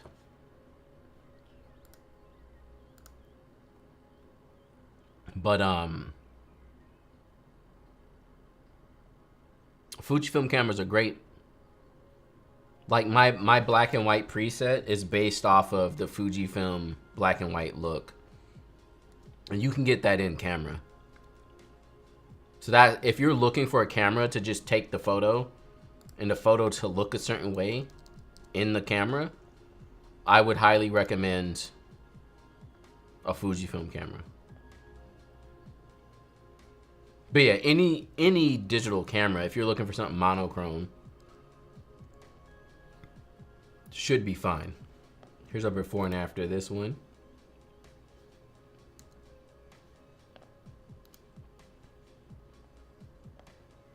Yeah, like the XT30 I have, that's probably one of my favorite small cameras for just like out and about shooting. I have one back here.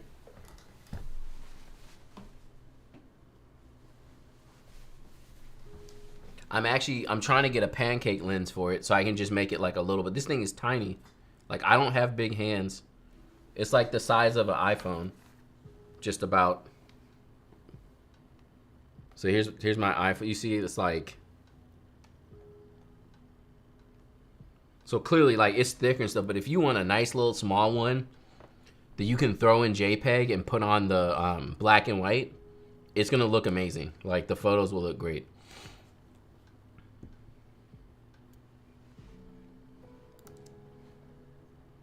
Wow, why is it so shiny like that? This is my dude Dante. He's done some video for me before. It's so shiny. I feel like black and white's the only way to go. It's hard to say though.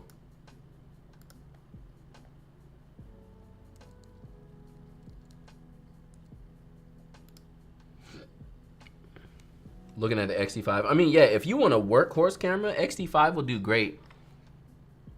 If you're looking for something cheap that you can just kind of use, that's where I'm talking about, like the XT30 or something. It's almost like a point and shoot. It's great. Will the Mag Sphere work on any Godox? From what I understand, yes.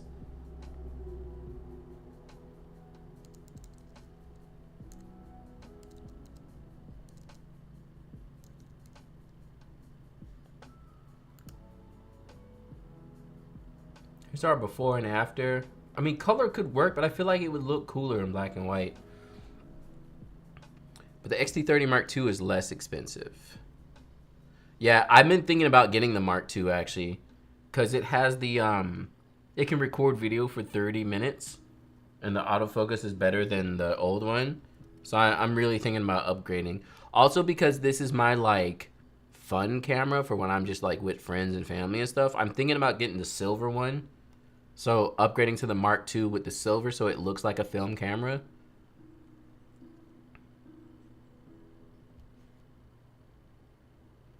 I've been hesitant to buy a Mag Sphere because I'm not sure if it will work on a rectangle opening instead of round. Rectangle openings, that's what it was known for. The round one was the newer, which was more of a problem. Oh, there go our flash.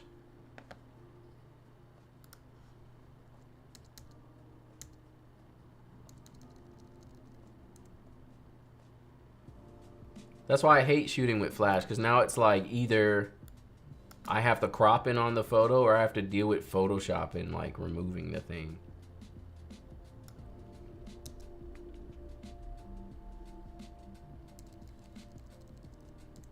Here, let's see if Lightroom's up for the task with its content-aware fill.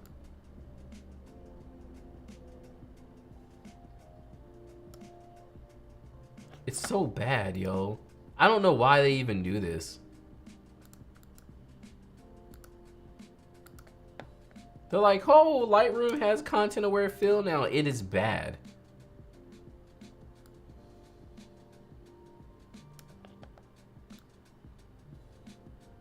It's bad. Like, you have to use Photoshop. It's the worst. For some reason, my Z6 files don't work that well with the preset, but my Canon works. When you say it doesn't work well, what are you dealing with? Oh, you gotta go? Well, don't worry, because the live stream stays up, so you can always come back and watch it and see if your photos are in there.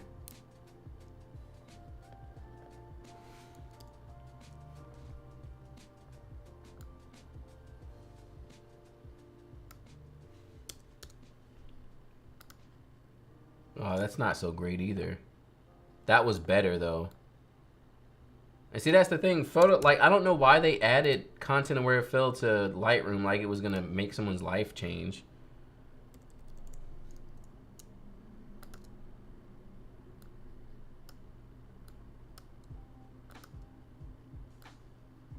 What, bro? Oh, there's a selection still. Deselect.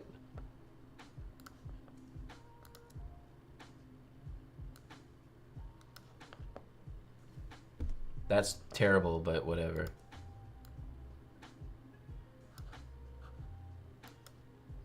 That's as good as it's gonna get. I hate Photoshop and stuff. If you couldn't tell. I've been planning, yeah, totally get the Mag. I'm not even sponsored by MagMod. The MagSphere is my go-to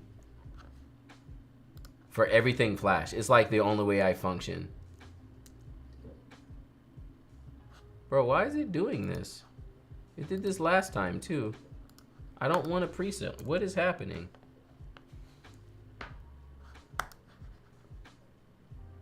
It's a TIFF. There should be no edits on it. Why did it do that? Is that a new thing where it tries to apply the preset after you've edited it? But see, here goes our flash again. Is that a tripod? What is that? Oh no, because the flash is coming from over here.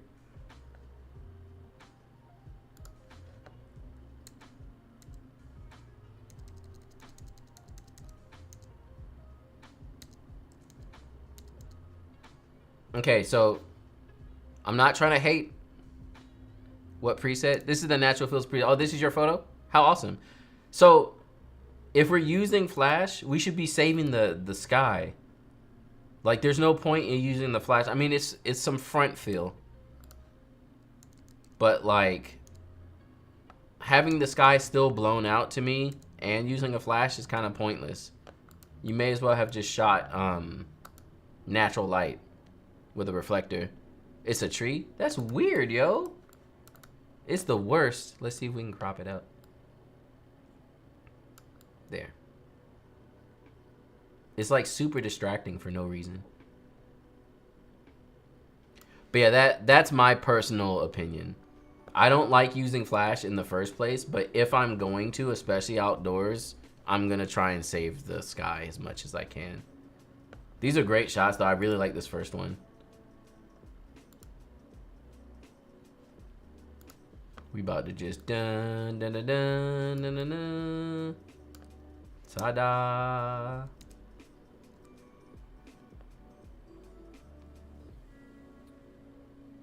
Because my flash is Godox V1. Natural light is not a great look. A beer look? Here's our before and after of this one.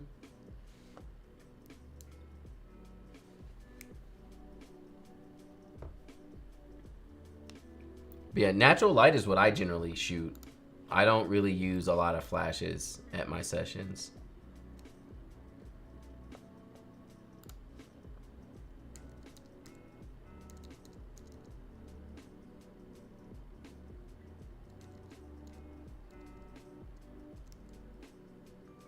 Those were great shots.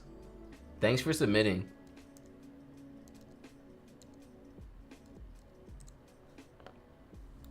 Here go our before and after.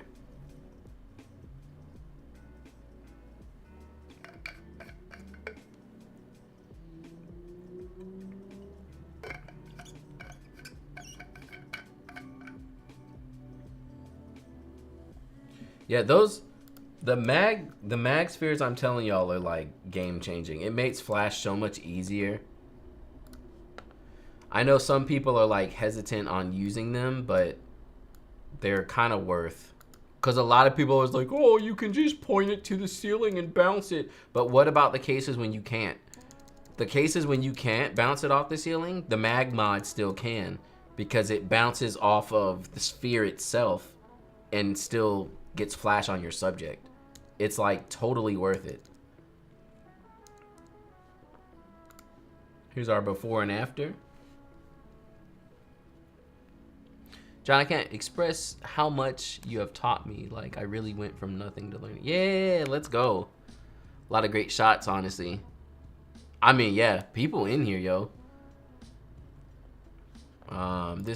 I try not to be extra about stuff, but sometimes things are just too distracting. If you're doing this, make sure you take from the same plane of field, so it doesn't, the bokeh from the focus is still the same. Because if you pull from too far ahead or back, the bokeh is gonna look a little different, and you'll be able to tell. Those were those two shots. Those were great. Great shots.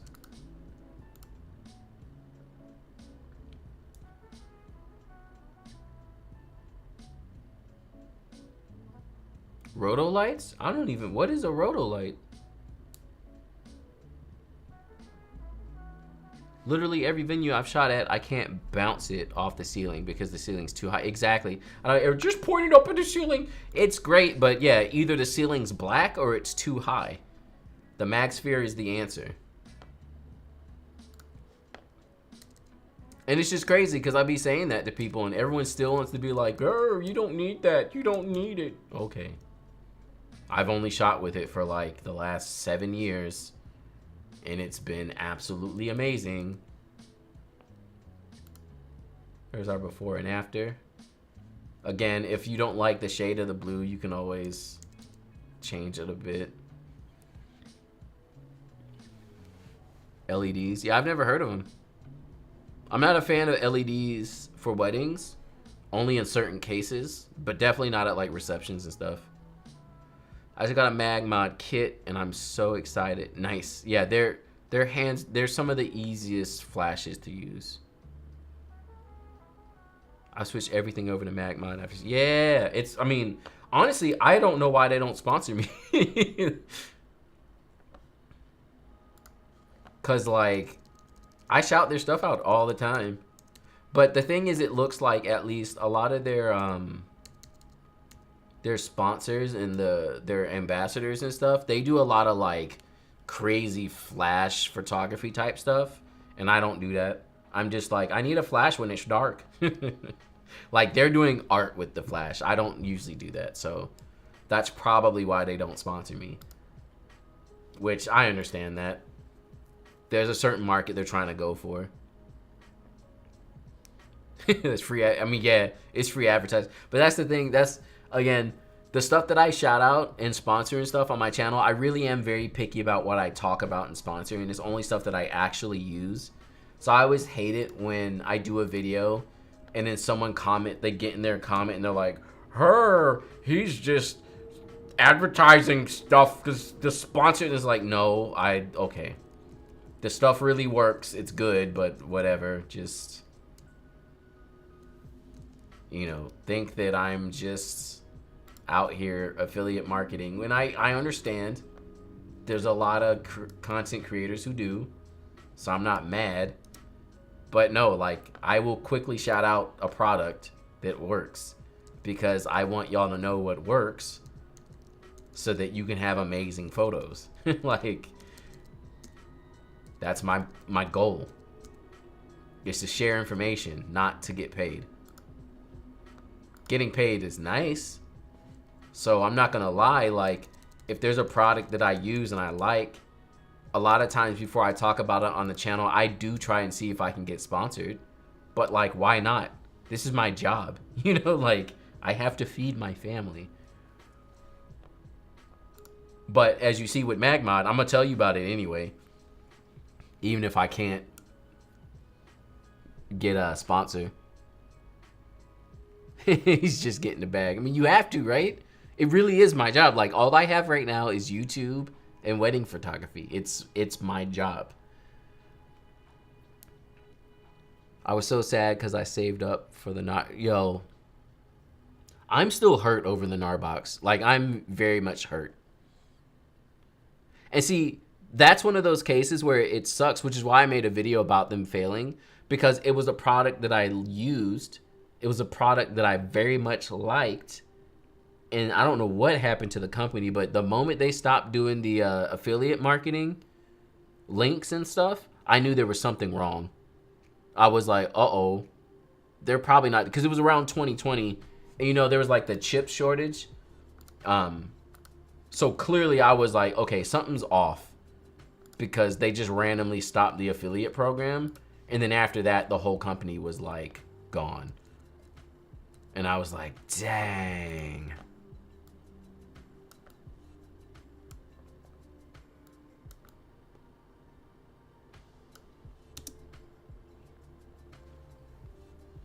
And now my my NAR box is broke. And I can't use it no more. And I'm so sad. Because I really loved it.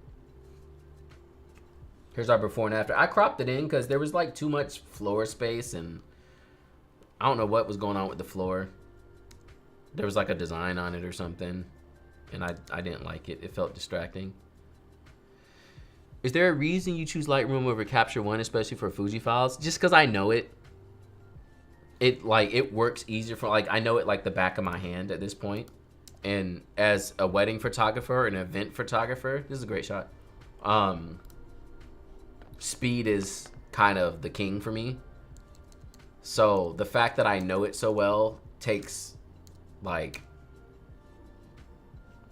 priority than Capture One. Because I'm not gonna lie, when I was moving my preset over to Capture One, so I had to use Capture One to do that, I was using it and I was like, okay, I see why people like it, but it just felt so slow to me.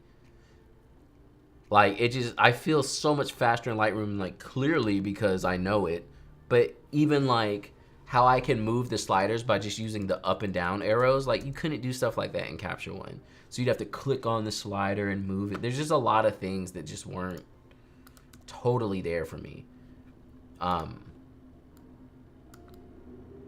The Capture One is hype though. Like I'm a fan. Curves? I don't like using curves. Here's my curve. You just trying to copy my preset. So you see I have a slight S curve on most of it. But yeah, normally I don't use the curves.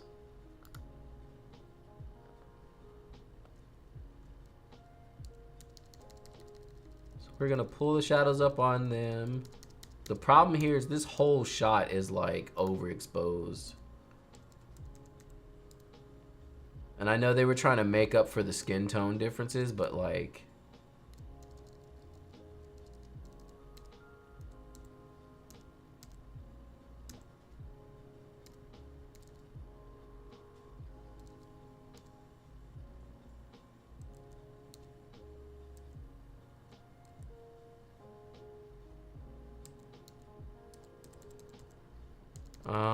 this feels good here. I'm gonna turn down the oranges some.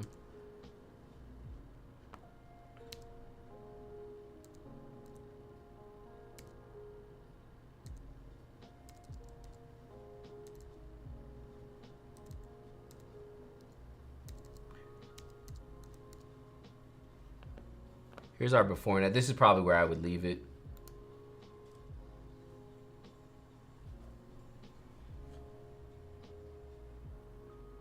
Sand Hills in Texas? Nice. It's a great, you have like amazing locations. Every time you submit photos, I'm always like, wow. Talking about all of this reminds me that I need to figure out a swag bag for the workshop I'm offering. Nice. Swag bag? What would be some good stuff for a swag bag? Oh, you know, I don't know what all you're trying to give, but it's something that's like a cheaper option, because I know swag bag, you're gonna be buying like hundreds.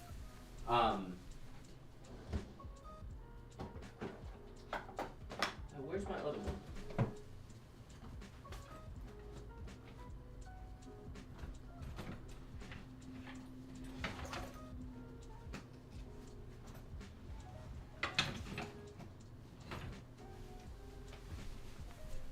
If you're familiar with the Lume Cube, it's a little LED light.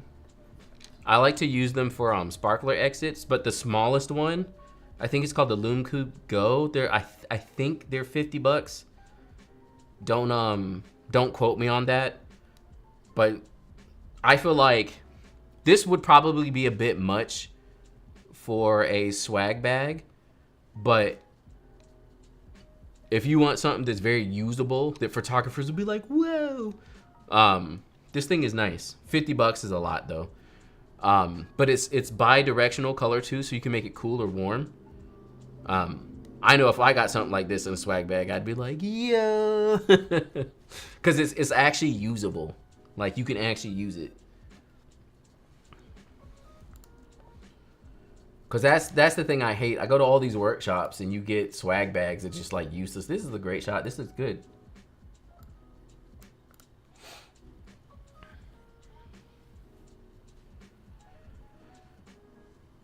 I could totally do the Lume Cubes for a swag bag if you think it would. Yeah, I mean, I personally, but that's me. I've used Lume Cubes before, so I'm kind of biased, I guess, but I think they're great.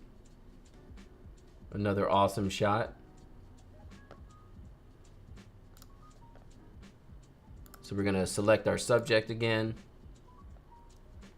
Pull the shadows up on them. And again, y'all, this is the biggest thing, because I have this question come up a lot. When you're dealing with darker skins, try your best not to like lighten them up specifically, and especially lighten up their skin. Because there's a difference between pulling the shadows up and like trying to work with their skin tone. And this is why you want everything to kind of look natural. Because the last thing you need is someone being like, oh, you tried to lighten my skin. Like, that's, you don't want that. Like, don't do that. Like, there's a difference between the shadows and exposure and stuff. I guess we could make the sky bluer and the blues. This last one, I can pull the blues up a little bit too.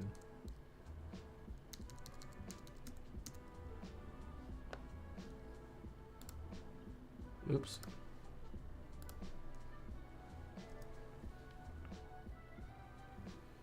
This is a hard shot too, because the light's coming from this direction, so his face is in shadow too. But you shot it well. What camera was this? Good old XT5. That's why it looks so good.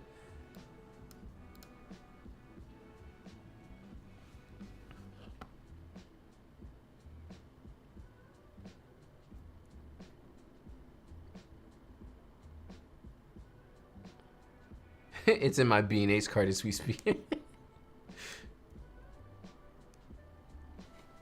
Tripod with a hot shot. How nice. That's a great swag bag.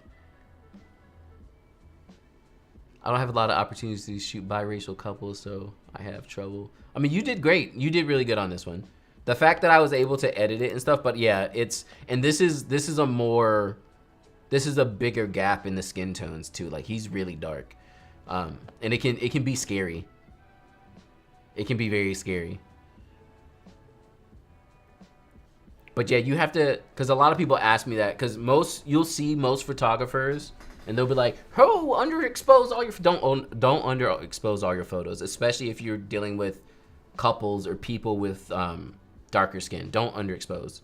Don't get a nice natural exposure. Cause that was the same as one of my couples early on. He was like Irish and she was African. So, you know, it's like literally the two sides of color tones. Is this it? No.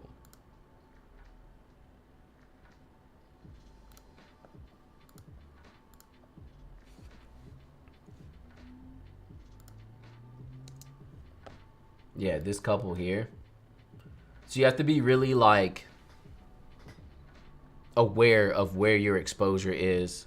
And I mean, for this session, you were up against everything because not only were their skin tones so different, but it's just like out on sand dunes in the blue skies.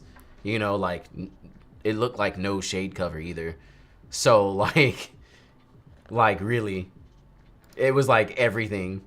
Not only were you trying to save the sky, but you also were trying to save the skin tones. You actually did really well.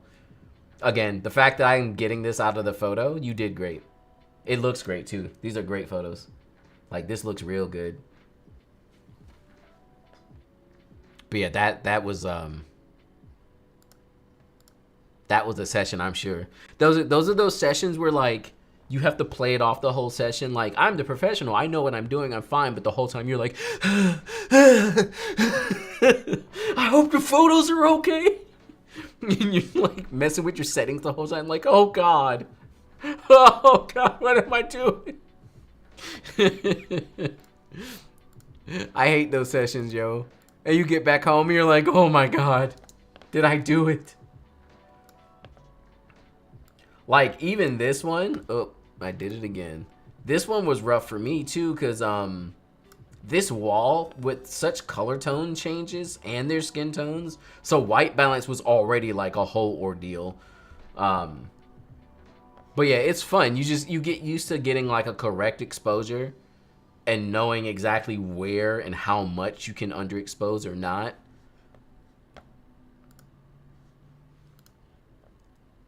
But yeah, these look great. I love how the with these color tones, how the natural fills preset makes it look so creamy.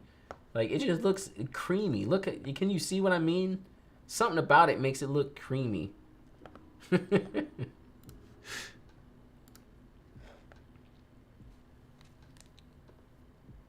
Fake laughing, pretend I'm cool. Yeah, exactly. You're like, the shots are great. This is awesome. Try not to sweat too much. This is a great shot, but this white, or not the white balance, the noise, because the ISO is so high. I did just the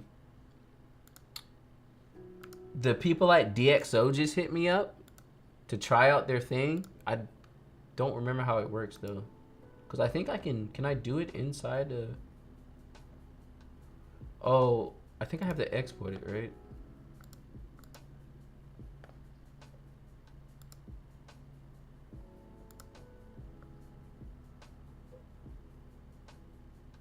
Is this how it works?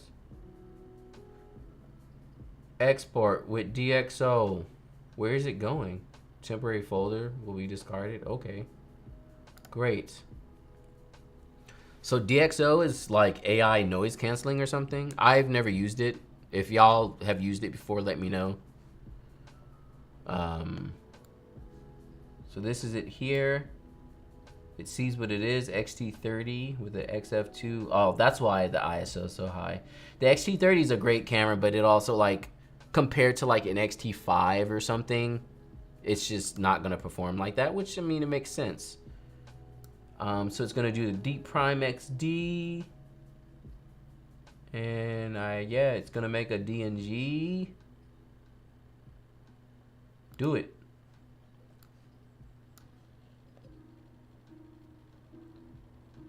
I took notes on this last interracial couple he critiqued me on, and I still do.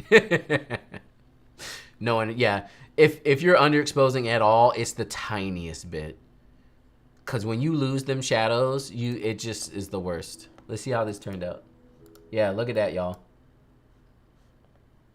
Oh, it made a new folder? How annoying. Oh no, okay. Is it still in here though?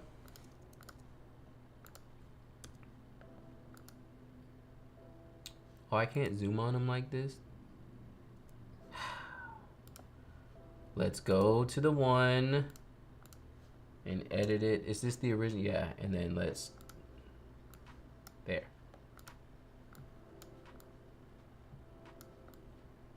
Look at that. That's pretty good.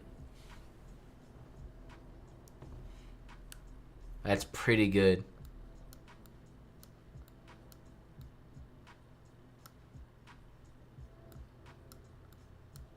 I'm about to start using this more often, honestly. Look, it like cleaned it up too. And see, this is why I don't pixel peep though, because it's like, but looking at it like this, it's kind of whatever. It's really only when you zoom in that you start getting like, oh no, it looks bad.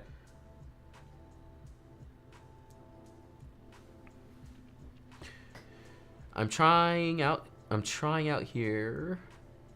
I'm the only Fujifilm shooter for 100. I mean, yeah. It's always the worst too, because you like go to sessions and people are like, wow, is that Sony? And you're like, Fujifilm, and they're like, oh, what? What? You can shoot with that? You get good results? You can, what? And you're like, yeah, it's fine.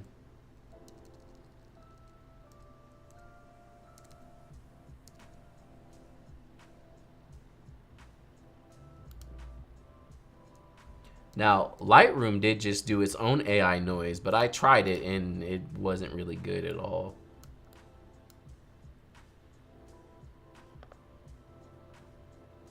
Wait, I'm over here editing the wrong one. Great job.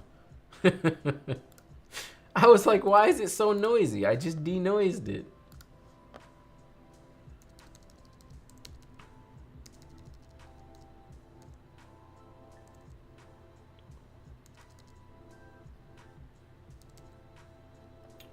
I gotta bring these reds up.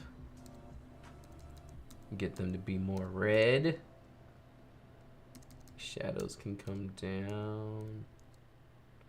She needed to stand up. They needed to angle just a little bit so that more light could get on her face. That's really the biggest problem here. Because he's good and lit, but she's not as much. And while you can edit it, it just is not gonna look. But yeah. Nice and creamy. Noise reduction. It looks good.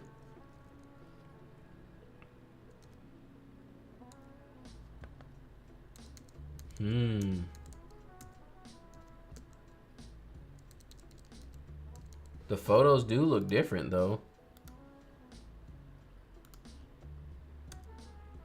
It like did something to the highlights. Y'all see that? Now I'm curious. Now I don't know if I want to use it.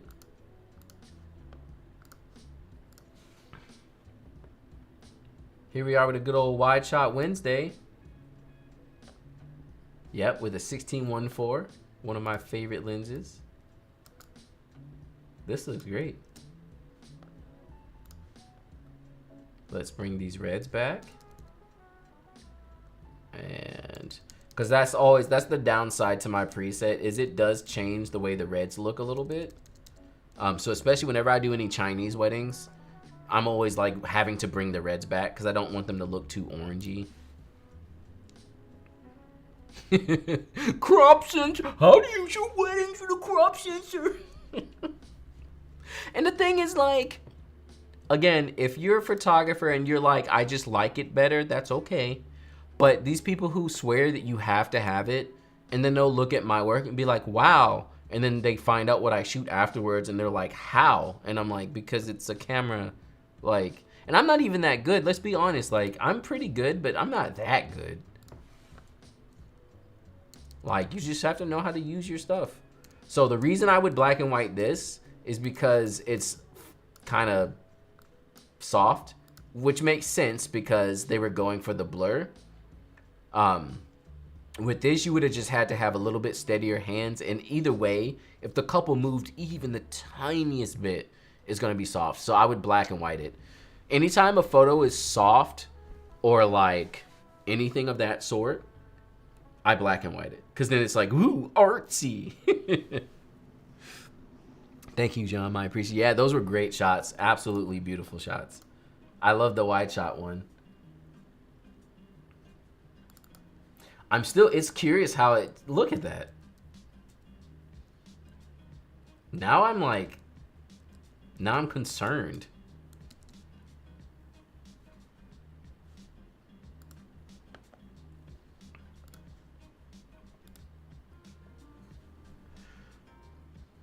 I got a Fuji X100F, which is crop sensor, but it's freaking better than my full. Exactly, like, a camera is a camera. Like, the only thing, the main things you're gaining from a full frame camera is usually better dynamic range and more blurry backgrounds. But on the same side, from like a downside perspective, you miss the focus more. Like, I could shoot wide open on my Fuji's just fine all the time because like an f1.4 on a crop sensor is very forgiving. If you have an f1.4, 1.2 on a full frame, you're missing the focus all the time. Like, all the time.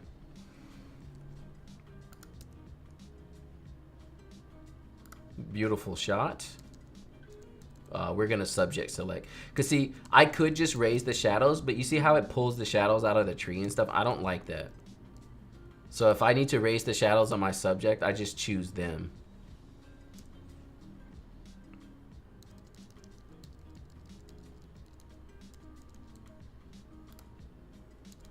Now, the thing with this shot, because I do these shots a lot, the biggest thing with these veil shots, and it's hard if you didn't have a second photographer, but you need someone else to grab this piece here and pull it out this way so it makes it look like a big swoop. This just looks like someone holding it because it's not filling the frame. Like, you need that thing to like swoop the whole way. I have a really good one I recently did, but the couple's on an NDA, so I can't show y'all. But it was like really good. But yeah, you need someone to hold this piece to make it look like the wind is filling it up.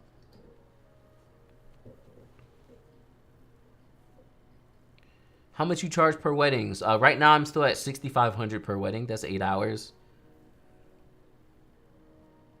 I need to raise my prices, but I'm not booking so well at the moment. So generally, if you find yourself in a place where you're not booking well, that's where you need to reevaluate what it is you're doing in your business and figure out why. NDA. It's just, I've had a couple of couples who just don't want their stuff on the internet, and that's fine. It's always sad because I'll take like bomb photos and be like, oh, I wish I could use this photo. And it's like, nope, sorry. Can't use it. Oh my goodness, this white balance. This is why I hate golden hour. Everyone's always like, oh my god, golden hour. Like, I just... Look at it. Like, see, even Lightroom is like, I don't know what to do. I don't know what to do. Like, everything is just orange. Black and whited. There you go. I hate golden hour so much. Give me blue hour.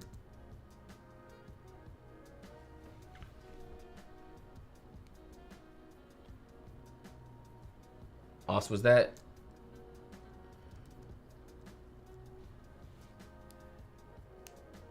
Have you ever had clients that want their photos to have that model retouch look? Not really, actually. But I think that's because that's not my forte. Like, that's not what I show.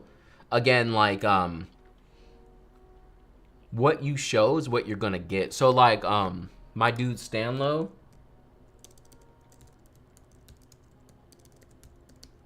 which he's been killing the game for a hot minute now.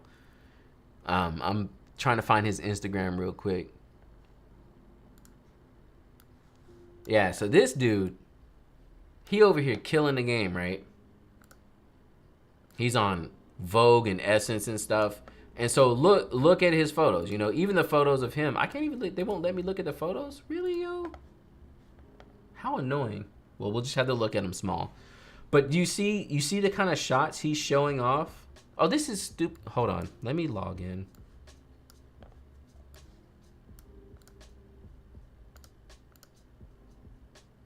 I think I have 2-factor, yeah.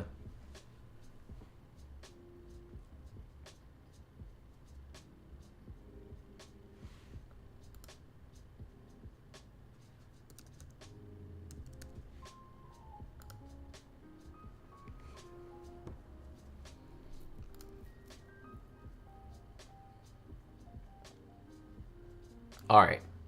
So back to what we were talking about. So look at his work. And look at Magenta Hour. And look, like, even the photos of himself. You know what I'm saying?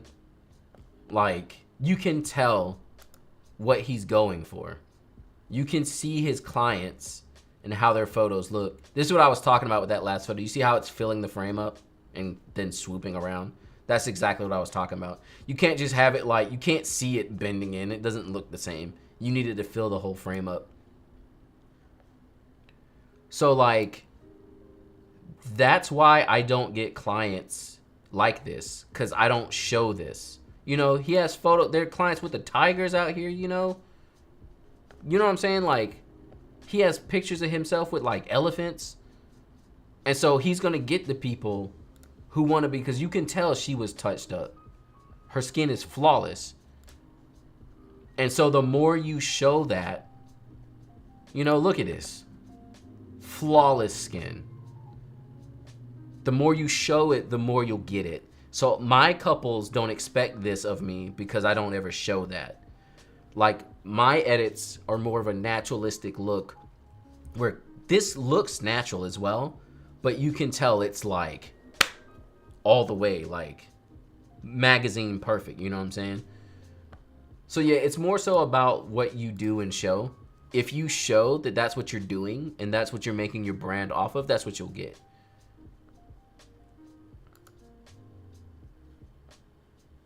And he's like the best example of it that I personally know. Like, I actually know him. I don't know him that well. 6 degrees of separation, but you know, I've met him. I know him. So okay, this photo, I don't want to make it too blue. Or excuse me, I don't want to warm it up too much. So I'm gonna subject select them, and I'm gonna warm them up so that their skin tones look okay, but then the rest of the photo's not too warm. So I'm only gonna warm them up a little bit. That's not totally where I want them to be just yet. And then I'm gonna warm up the whole photo, because since they're already warmer now the whole thing gets warmer. And now, without me having to warm it up too much, they're gonna fit right where I want them at.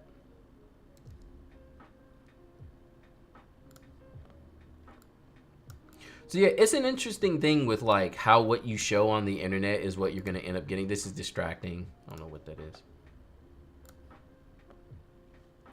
We could do the sky too. Let's see how much we can save the sky. Cause it's already kind of saved. So we should be able to like, just a little bit, just a tad. I think you can turn up the clarity. Just make those clouds pop a little bit more. You can also make it a little bit more blue. There. So before and after. You see how their skin tones are much better?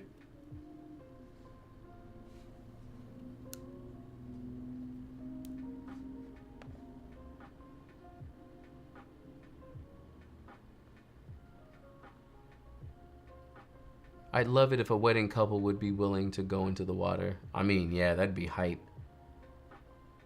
What are your thoughts on using Pro Mist filters? I've never used any. However, if you know what specific shot you're going for, I think it could work. I think, especially because of YouTube and stuff, the line between photographers and videographers is getting kind of blurred a bit. And photographers are trying to do stuff they see videographers doing, and sometimes it doesn't translate over well. But it depends on the shot you're doing and what you're going for. Give me 2 seconds.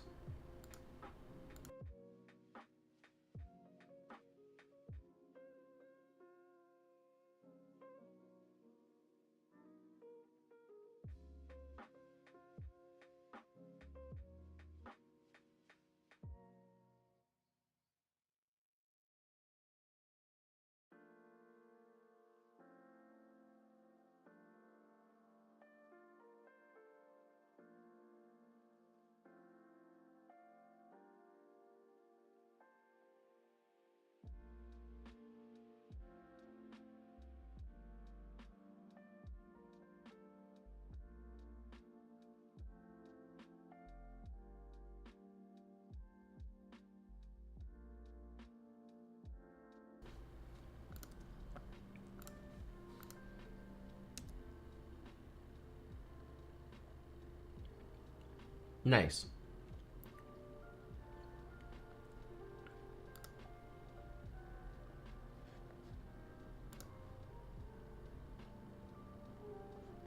Good old GFX 100S, zoom all the way in. Look at that detail. That's the thing too, everyone's like, oh, full frame. When I break out my GFX, just wait. That's what I'm gonna start. I'm gonna start shooting, second shooting with the GFX.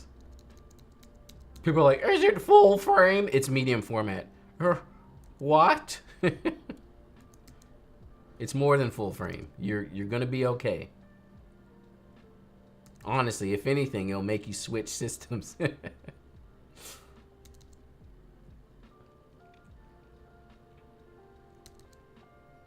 This might look good in black and white, honestly.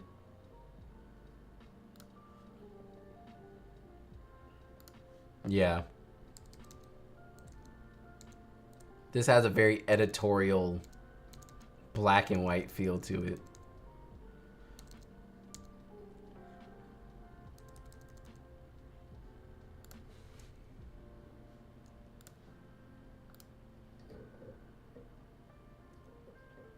What do y'all think? Color? Black and white? I mean, they both look good. The color's kind of nice. I love the tones. Ugh, this is the kind of stuff. Oh, my mic. This is the kind of stuff that makes me want to shoot my GFX more often. Yeah, the color is nice, actually, now that I'm looking at it. Yeah, every time I shoot my GFX, I'm always like, oh. Oh, so good. Is all this stuff GFX? On this XT3, okay. What a cute photo. These are those easy edits where there's not much happening. You know, it's just a decent little photo. Edit it real quick. Make it look good.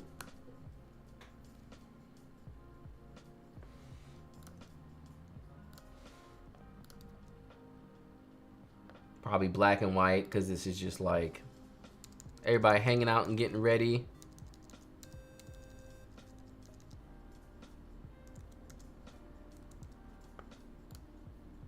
Here's a before and after. Girls with the phone. I know, right? That's like nowadays, like no one can have any fun. Darn, they caught you. You could have looked cute in the photo, but you're too busy on your phone. Oh, darn. You could have looked cute in the photo. Or maybe not. Maybe you'd look like that.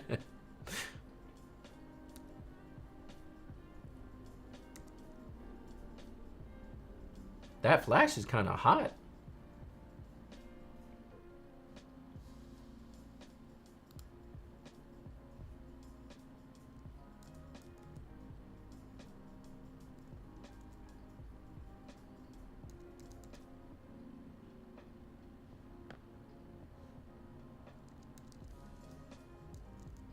Oh. Okay, so I like where their skin tones are, but if I move the orange too much, it changes this back here. But then this is too red for my liking, so let's see if the sky will choose the, yeah, it did. Awesome. And so now we're gonna change the hue.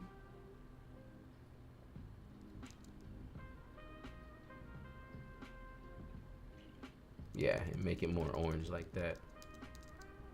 I think I should be able to turn up the clarity too, and it should make that pop a little bit harder.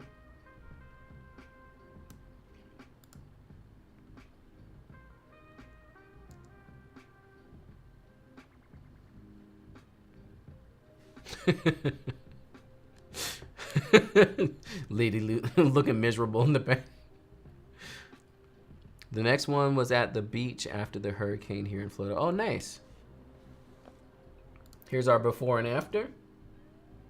Great shot. Yeah, that flash felt like it was hot, but I mean, after editing, it turned out.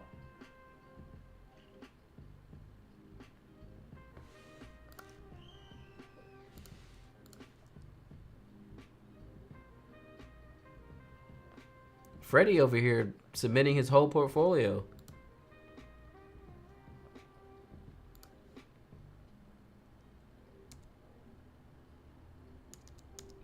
Pull them shadows up a bit because it's direct sunlight.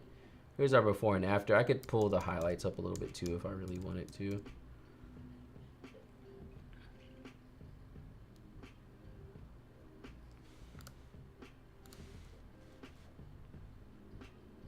Nice. That's the sparkle of her makeup, I'm assuming. Yeah, because it's on him too. That bird looks so ready for this photo. Take it. Take the shot. This might work as black and white, but let's do a color.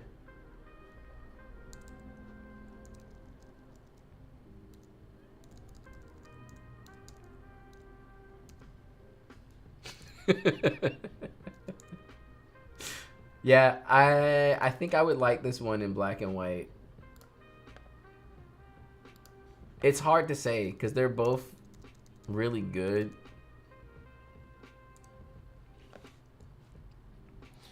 That's what Beth over here talking to my inner goofball, because that's how I be sometimes when I'm editing my own weddings. What do y'all think? Color, black and white?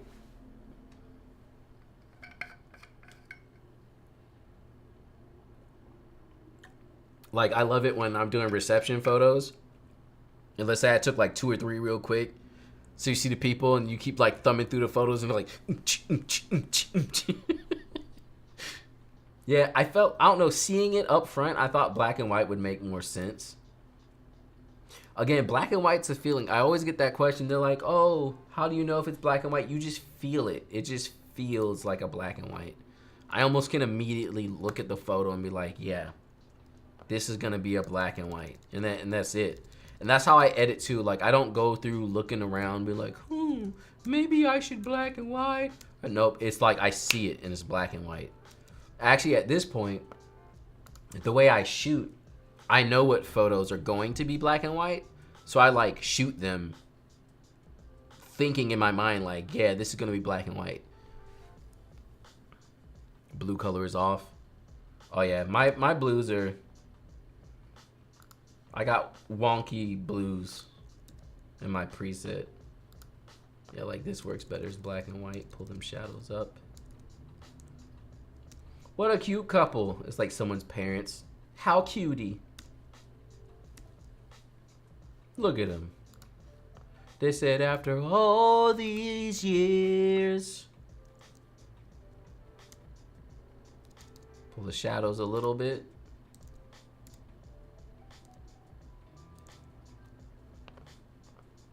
Here's our before and after. I know someone asked me earlier if this is how slow I edit. Me editing these last 3 photos is closer to how my editing speed is. It's about that fast or faster. I'm getting close to the end here, so trying to finish it up. When I first started out, I used to shoot black and white out of camera, and I realized so fast what a mistake. Wonky blue sounds like a new style. It's like some kind of weird country blues, even though the blues is already country.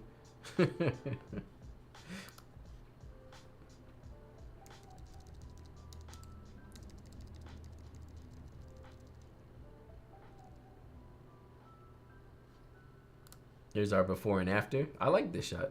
It's nice. Guitar. Wonky blues, I got the wonky blues.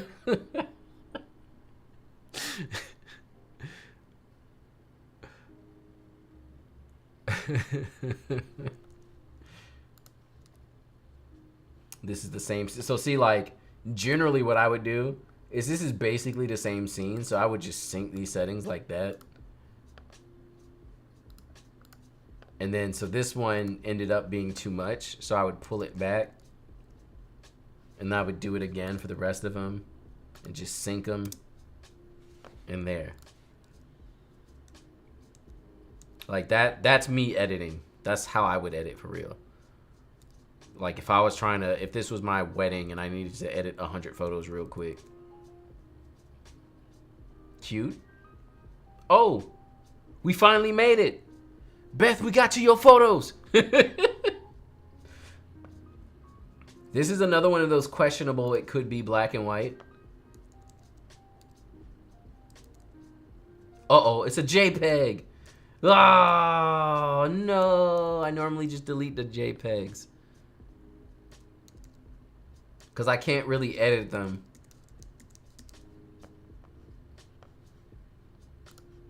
Our first JPEGs of the stream. They're cute photos though. I can black and white them at least. Can I? Oh, it won't even let me. No! Well, it's a beautiful photo. We can say that much. Oh, is that the 85 art? Those Sigma art lenses are so good. So good. Let's see, did you have more photos? Was that it? Was that one? Can I search by Can I search by name? Can you do that?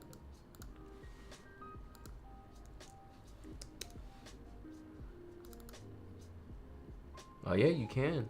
This one's not JPEG.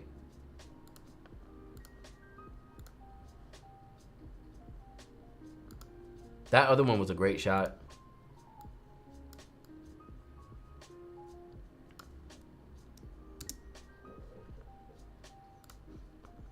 Oh, gotta add some magenta. That's the wrong photo too. No, I'm so sorry. You're like, no. We finally made it. Well, there's a before and after for you real quick. Yeah, it's the light on the face, but I think the thing that's really getting me is the way, and couples do this sometimes, they'll turn a way that doesn't work for the shot really, and they just kind of do it on their own sometimes, and it just doesn't work. Yeah, it looks like those are the only two that made it in there though. I'm sorry. This one looks great. I don't know why it won't let me black and white it.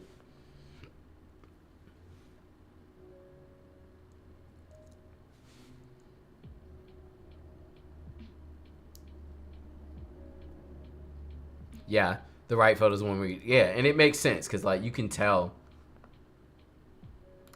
That's the thing too, like you can tell when a photographer knows and you're looking at it and you're like, yeah, they probably wanted to do this thing. Look at that excitement. She said, yeah.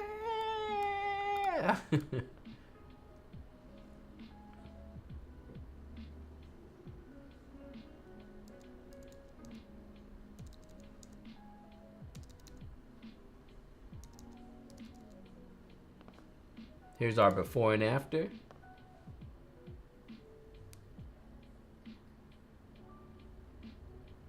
She's more excited than the couple.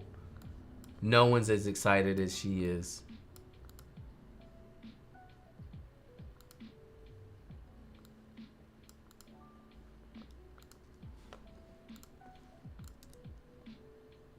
Cute.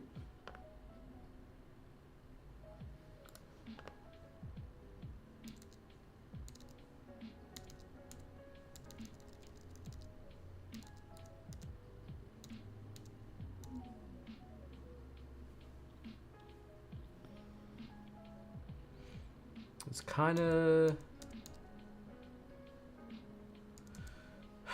that backlighting has it kind of. That's what light and airy would just be like. Yeah, crank it all the way up, light and airy.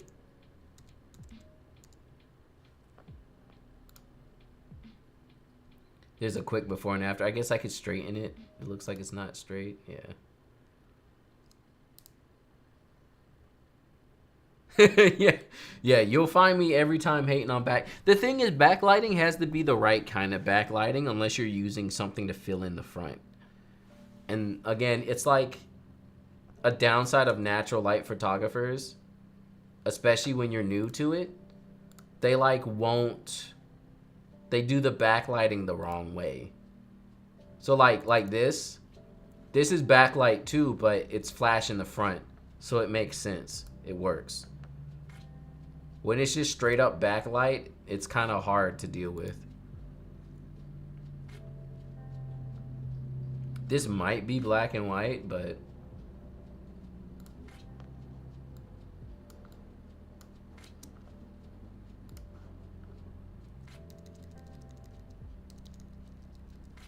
I mean, yeah, it works like this. I don't know if that's the wall or the sensor, but it would make more sense in black. There's like not enough going on. Black and white at least makes it feel like something. And generally too, I'm assuming this is like a first dance.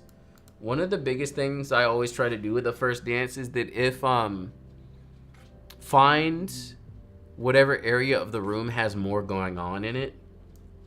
That way you can shoot in that direction and then get more photo stuff. Let me see if I can find an example for y'all.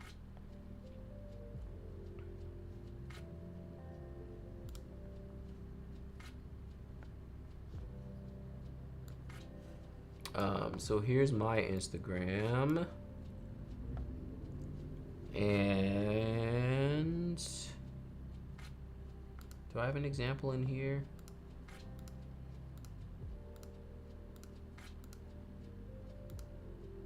I don't. This is kind of, oh, it's a video.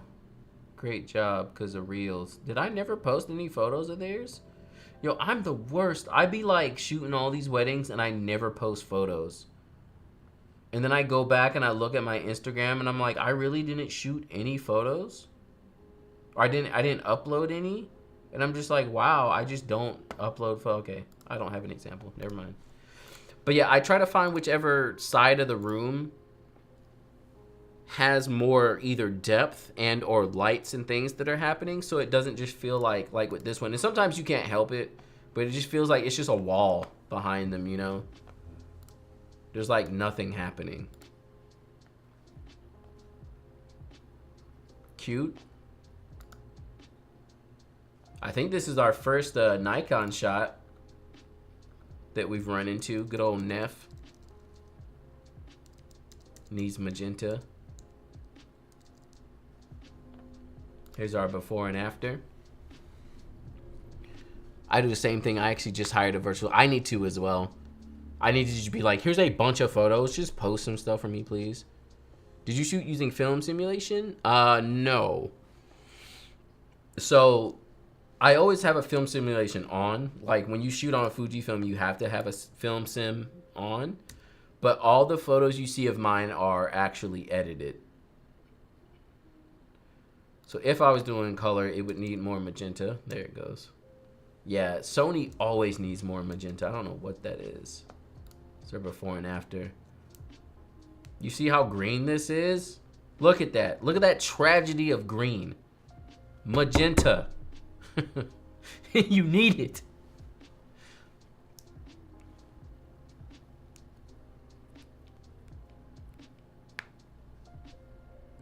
This might work as black and white too, but I think I'm gonna leave it in color.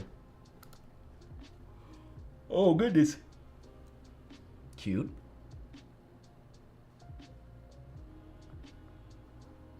This looks like it was the only option. And I hate when that happens, but it was a good choice. The only downside is that this skylight has downlight on her, so you could see the shadows coming straight down. But other than that, it's not bad.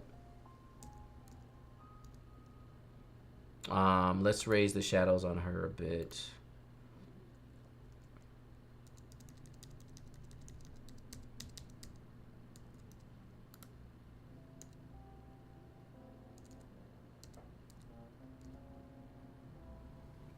That's why I use Honeybook now also, though, because it's easier for my VA to do task assign. Yeah. Should I buy X-T3 in 2020? Oh, yeah. X-T3 is still hands down my favorite camera. Hands down. So I sold my X-T3 to upgrade to the X-T5, but I kept one of them, and that's this one I'm using here. So now it's my vlogging camera, but if I ever need it, it's really my backup as well for weddings. But yeah, the X-T3 is great. So again, talking about how I would edit for real. If I was editing for real, I would select the rest of these and sync them. And then now I can go through the rest and make adjustments that are needed.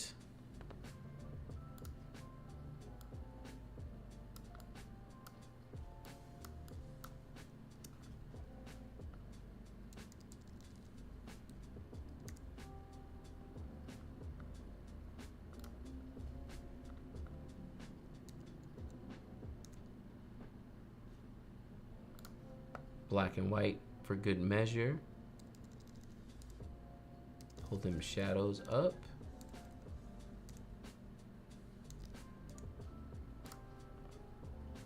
And that was those shots.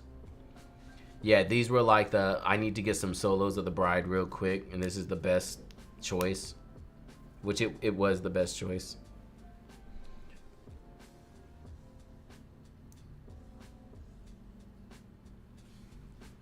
How often that Streamlabs looks like it's posting in there about the course is too like, yeah, it's too much.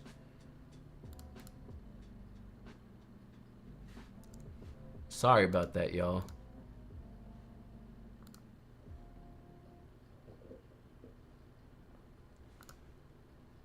These are JPEGs as well. So I can't where'd my info go? Oh, because I'm not editing them. Yeah, these are both JPEGs. So they're gonna have to get deleted. Great family shots though. Yeah, if this was a raw photo, because I would bring these yellows up to match the shirts. But I can't do that.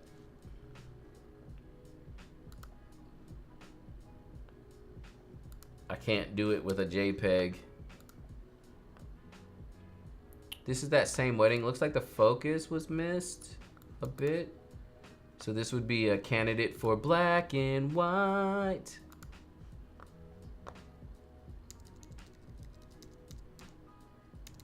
Again, if you missed the focus, black and white makes it look like a nice film photo almost. This also looks like the focus was missed. I can't tell though, those windows are blasting in the back. If possible, moving them so that they're not directly in front of window would have helped. That's a bad habit that a lot of people have. They'll just put people in front of windows all the time.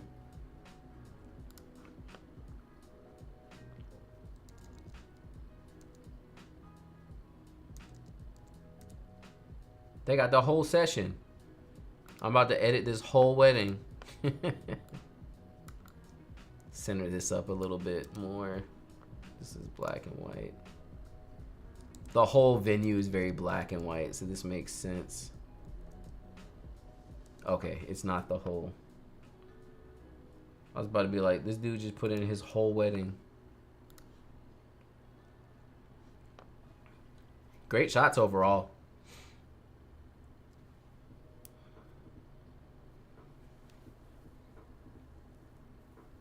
I feel like there's not enough.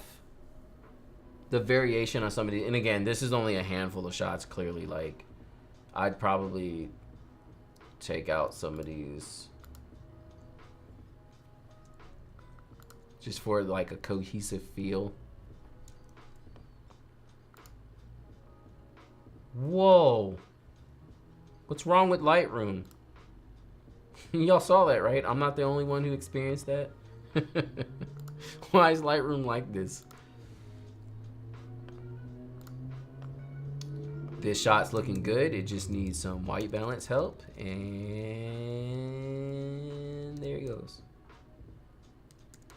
If anything, I could shadow save the couple just a little bit.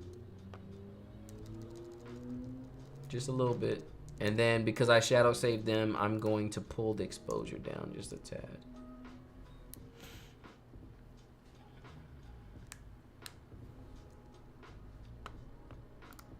There's our before and after.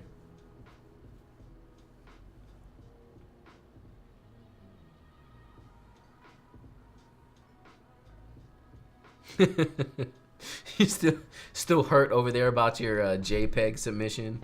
It's like, what have I done?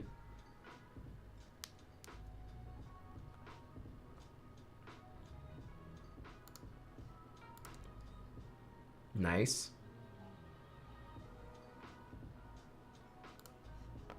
This will work in color too.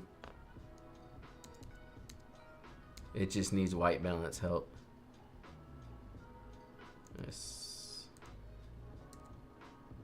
That's about it there.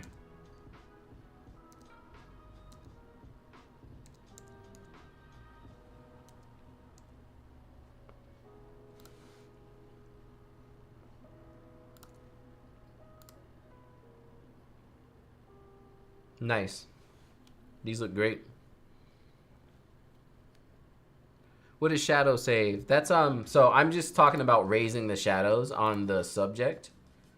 I like to call it shadow save, but basically what I'm doing, so I can do it here too, is I'm going to my brush tool, which Lightroom now has AI selection, where it'll do it for you. So I'm selecting the subject. So now everything in red is the only thing that my edits here on the right are changing. And then what I'll do is just pull the shadows up on them specifically. And you can kind of see it there. Now, if you raise the shadows too much, you need to compensate somewhere else. So that's why last time I pulled down the exposure, because now they're going to stand out a little bit more, but it still looks natural. So that's what I mean when I say shadow save. I'm just bringing the shadow, because they're, again, it's natural light photography. And so like in this shot, particularly where I did it, they're backlit, and you can tell they're like very much in shadow. So I brought up the lightness of the shadows a bit since they're backlit for the whole photo to feel exposed a little bit better. Like this is a great example too. So natural light photography with no front fill. She's backlit, you can tell because all the shadows. You can even see on the arms here, like the light coming through on the side here because she's backlit.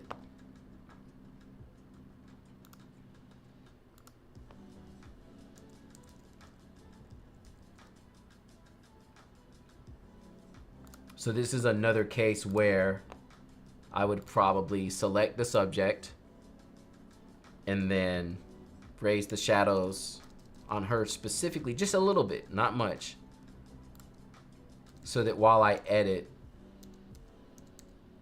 those shadows won't feel as heavy.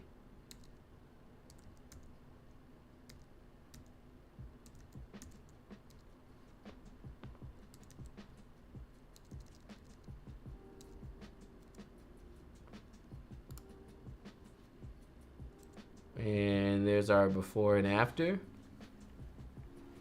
I'm buying your workflow, how to editing course. Oh, cool. Thank you. I hope you like it. I want to do some updates on it, honestly. And anyone who already has purchased, obviously they'll get the updates. But it's pretty much me going through the whole process of how I edit. Like from start to finish. Import, how I like to sort all my stuff so I don't lose my photos. Will you do a review? A review for the XS10? So I've never used the XS10 actually.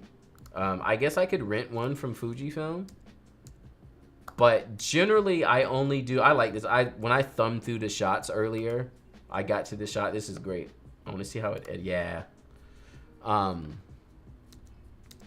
yeah, I generally only do reviews on things that I actually use, because clearly that's just easier. It's a little harder for me to bring a camera I've never used before to a wedding.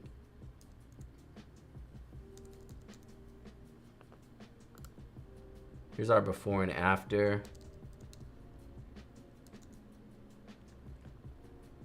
This actually might work in black and white. Just because, yeah, it's a very contrasty photo. I actually think I like it in black and white better. What do y'all think? Color? Black and white?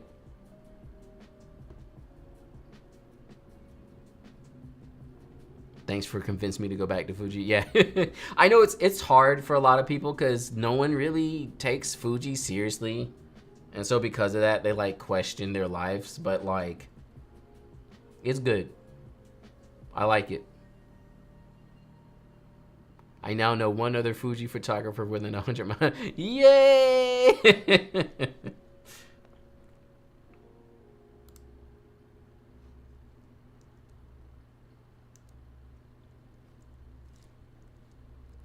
It's hard to choose. It's hard because the skin tone and this tan dress and all the tan, it kind of mixes too much. I feel like the black and white helps it stand out.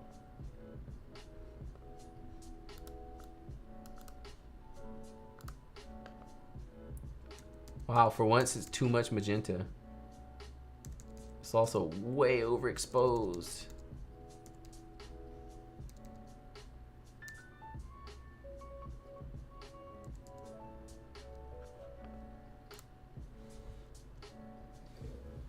There's our before and after. Also going back to the backup process, I need to buy a few other hard drives. Yeah. So I've been a big fan of G Drive. That's what I've always used. I'm reviewing right now a QNAP direct attach server. So it's not a NAS, it's a DOS, I guess if you want to call it that. And it's basically just like an external hard drive, except you can put multiple drives into it. And then you can set it up in a RAID system so that like if one of the drives fail, the rest of the drives are there. So it's pretty cool. Do I have it still? So right now I have a 4-bay one that I just bought. And I'm gonna start putting all my video archive there. So you see I have the 4 drives set up in a RAID 5. I have 54 terabytes, and it hooks up to your computer like normal, like a USB-C. Pretty good. Why not use what you recommend, the Imagine AI? I usually do, I just don't do it for the stream. When I'm streaming, I like to spend time with y'all and chat and stuff. But I think they convinced me to do a stream and use Imagine AI on my next stream. So I'll probably do that. I'll take all y'all's photos and run it through Imagine AI so y'all can see it like in real time and see that it works for real. Cause like people be like, oh, I don't know about AI. It's legit. I use it on my weddings for real. Oh, there goes more JPEGs. I'm sorry. Great shot though. Also another good shot.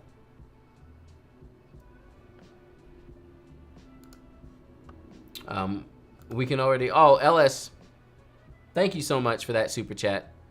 I definitely am gonna go get some coffee. I'm about that life. I drank too much coffee. I'm gonna raise the shadows on them because we can already tell they're backlit. We need way more magenta and way less orange. This is another golden hour tragedy where you're like sucking the orange out of everything. I don't like golden hour, y'all. I don't. Thank you for all the wisdom. Thank you so much. Also, great shots again. Like, really. I think that one was probably yeah, this one here. My top shots that I personally liked from the session, from this editing session.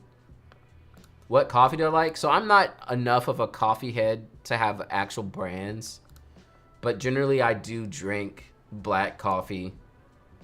Generally like some kind of not a blend. I don't like blends, but some kind of dark roast is usually my jam. Here's our before and after. Yeah, it's a good thing I'm not like a coffee connoisseur, because then I would probably drink even more, and it would be a real problem. it'd be like the biggest problem. Because then I would be drinking coffee just for like the fun of drinking it.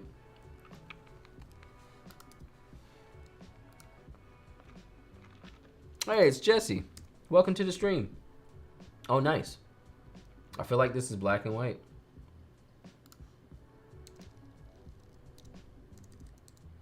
I wish there was more depth. Like, sometimes, again, you can't totally choose how and where you shoot stuff, but this shot would be really cool if it was, like, with depth behind it, not just this random door.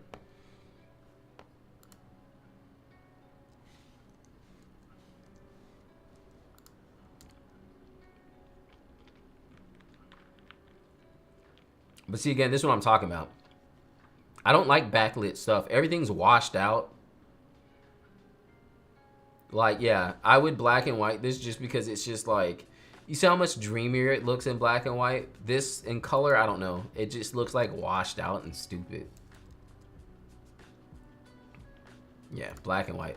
But that's why I don't like backlighting stuff.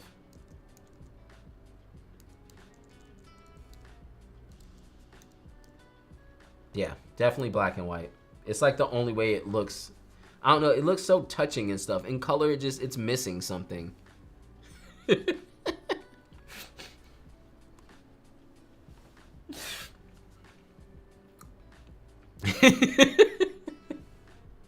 It's like critique, the worst critiques in the world. I don't like it.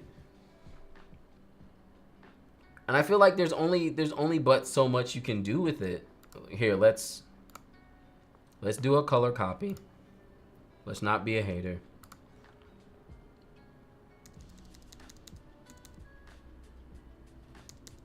And that's nothing against the shot. The photo itself is a great shot. I'm gonna pull this back and I'm going to edit just them and I'm gonna warm them up.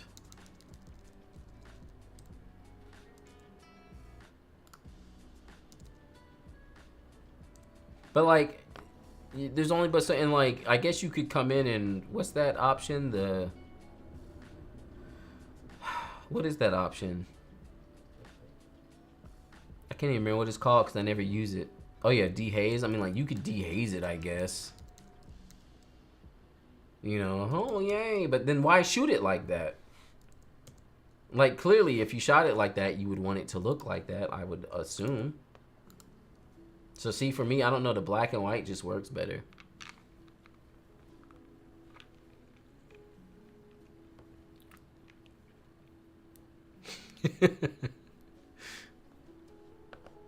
Just got an XT30 with a 35mm. Nice. Yeah, I love the XT30 so much.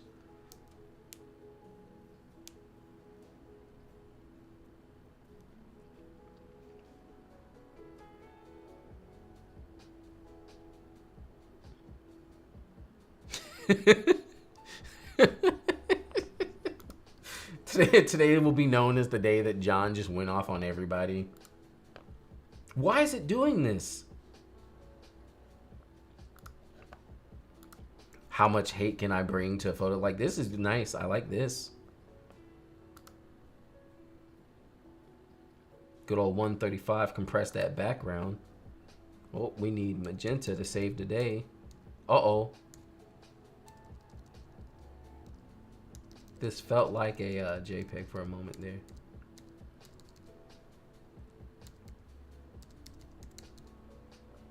It really doesn't have any, I guess it doesn't. There's our before and after.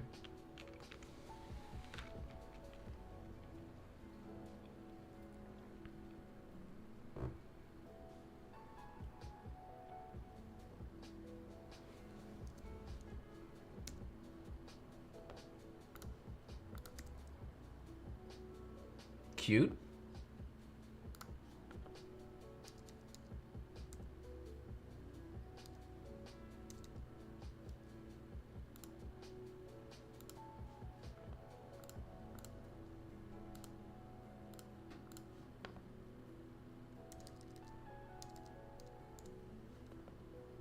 There's our before and after. Is that a Nikon shot? Yeah. That last shot was Nikon. I think there were only 2 in this whole stream. Wait, does this need more magenta? It did. This is also cute. This background is destroyed though. Wow, look at that dynamic range.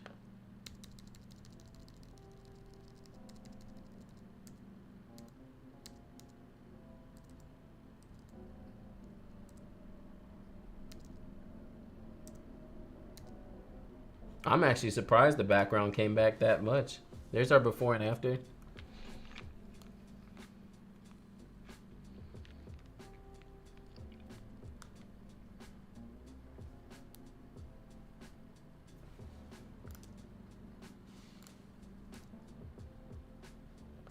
Maybe black and white. No.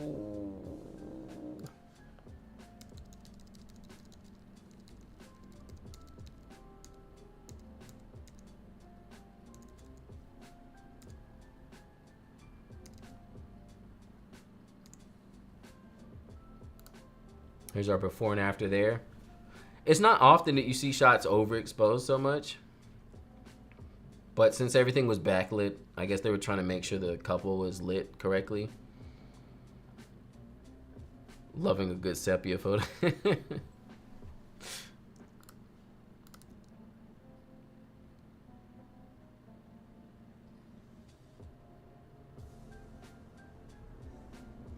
This looks so familiar, like I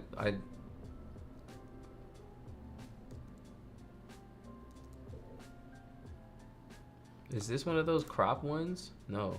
It's in 16. Is this 16 by 9? That's a 16 by 9, right? Yeah. Huh. Was it like that in camera? Oh, it's a JPEG. I was like, why does it look like that? Were these all JPEGs? They were. Sorry.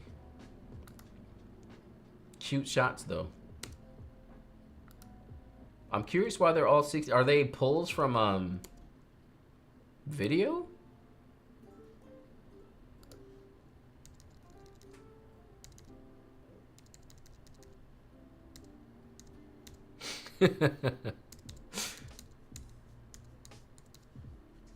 Here's our before and after. We're right at the end here. Got a couple more shots to get through.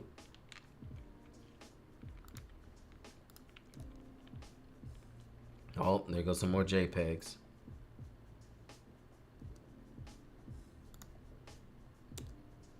The thing is, like, I'd love to, these are great shots. I'd love to edit them, but, like, I just can't. JPEG gives you no range of editing. It's, like, the worst. I mean, like, yeah, I can put the natural feels on it and it'll look okay. You know, like, it works for JPEG, but it's not ideal. Like, okay, hold on. I already deleted them, right? I can't get them back, yeah. The reason this works is because it was already exposed correctly and the white balance was okay. It's when the white balance and the exposure are off that you can't save a JPEG. It just doesn't.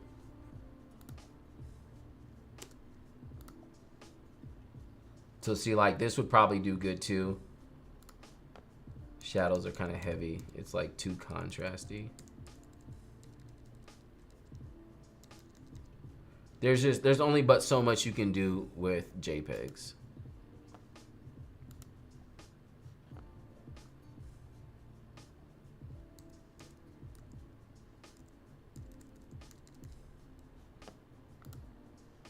So yeah, for anyone wondering, yes, you can use the preset on JPEGs. I just don't recommend it.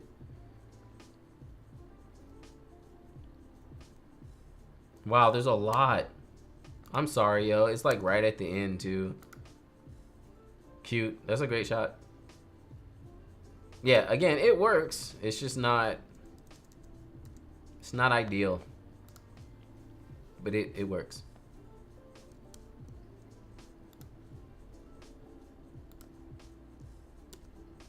That was like the rest of my photos. It really was like the actual rest of the photos.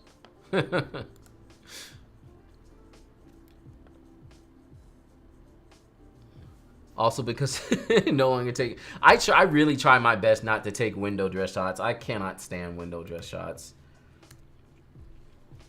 If I have to, I'll take them, and I usually hate them as I take them, but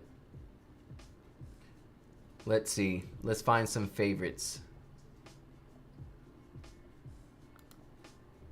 Some favorites from this editing session.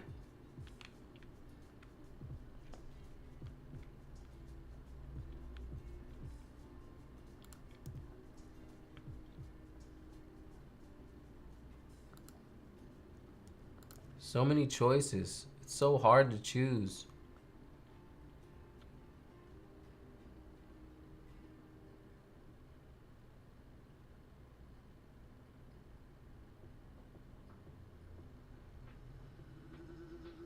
I think that's it for this time.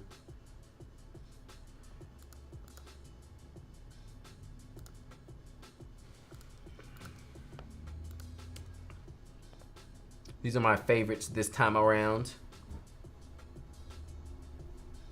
Some great stuff, y'all.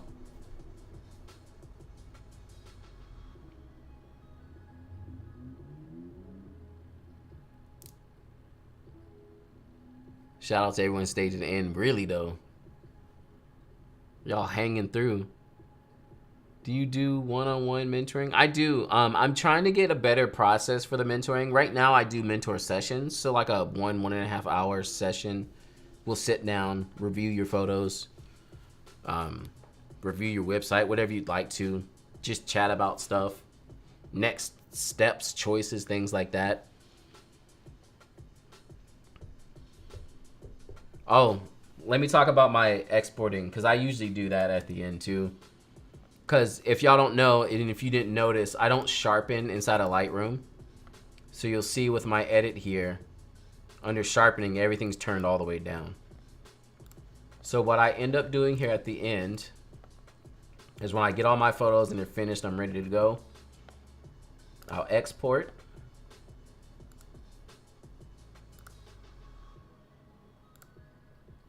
And I'm gonna go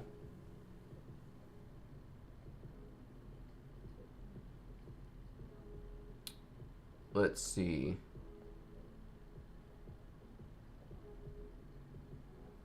Let's go to I need a new folder. We'll call it April. And we're not renaming anything. We're gonna go to a JPEG, 100% quality, sRGB, no resizing, resolution should be 300. Output sharpening to screen. And after export, I'm gonna open in, oh, it's making me choose. It's been so long. I'm opening up in exposure. X7. Great. So that's my export process. And so now it's gonna export and it's gonna open up in exposure.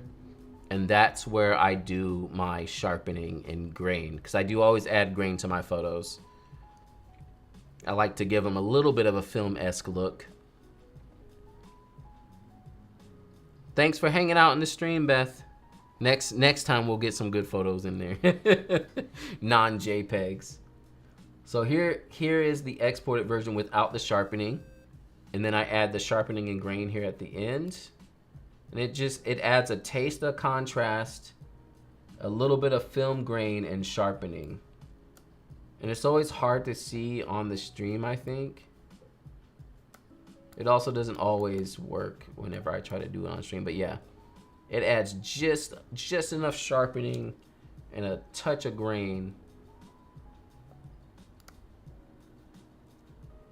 A little bit of contrast. My black and whites have their own export preset that is heavy on the grain, because I like a real grainy black and white. So same here. Here's my black. So it adds a lot more contrast and grain.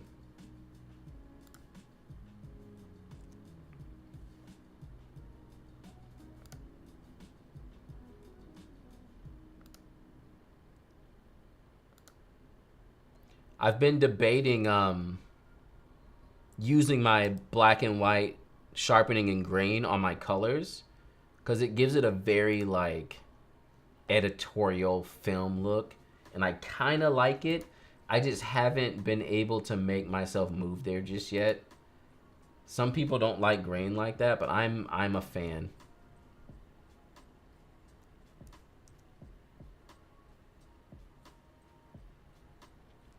Yeah, and then once I do that, I save it, and then those are the final copies of the photos.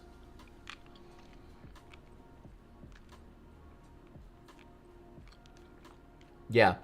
Yeah, grain definitely helps when you miss focus. And again, if you think about it, like film cameras, a lot of times they were a bit soft. Like people always got all hung up about your photos being so sharp. Once things started getting digital, I feel like, why do you do sharpening and grain in this program and not Lightroom? I don't like the way the sharpening and grain looks in Lightroom, especially the grain. I don't like the way the grain looks in Lightroom. The grain looks really good and really convincing in exposure. Also exposure, there's a lot of cool features in them. I don't think I have any photos that would work, but if you ever want a tilt shift look to your photos, like you can do a fake tilt shift in exposure, and it looks pretty convincing comparative to just like doing it in Photoshop. I don't think there's any good. Oh wait, some of those landscape shots might work. Where'd they go? They should have been up higher, right? Oh yeah, like this one here. So let me, I'm gonna darken this one up just a little bit more. Yeah. Cause it's like supposed to be nighttime anyway, right? So, did it finish? Okay, it did. It finished. Cool. So I'll export this one, right?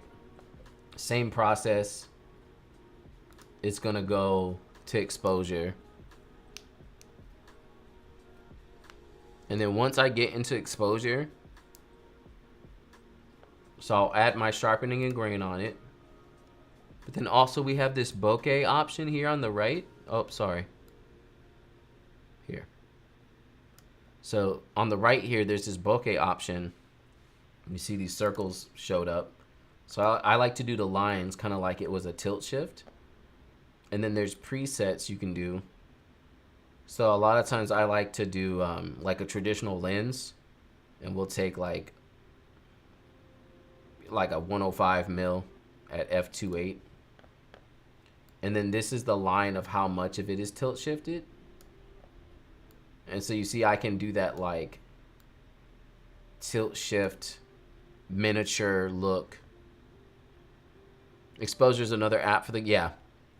It's not on tablets. Not that I know of. But you know, like that's pretty convincing.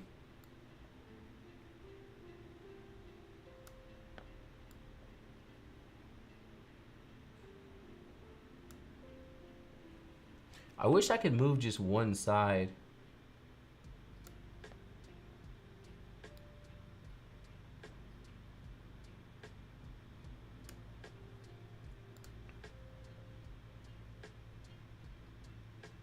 Can I just this? Oh, it does work.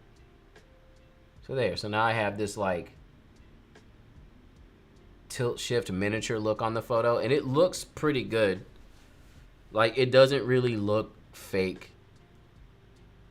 Like I'm a big fan of exposure. I've been using them for a while now for my sharpening and grain.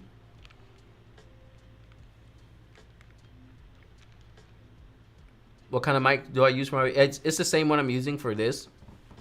It's the Rode NTG something or other. Because the thing I like about it is not only can I plug it into my camera, but I can also plug it into my computer because it's USB-C as well. So I can do my voiceovers with the same mic, so the quality of everything sounds the same. It's a great way to hide mistakes too. So like if I make a mistake in the video or I need to do a voiceover, I can do that without it being like super jarring at the fact that I like did a voiceover.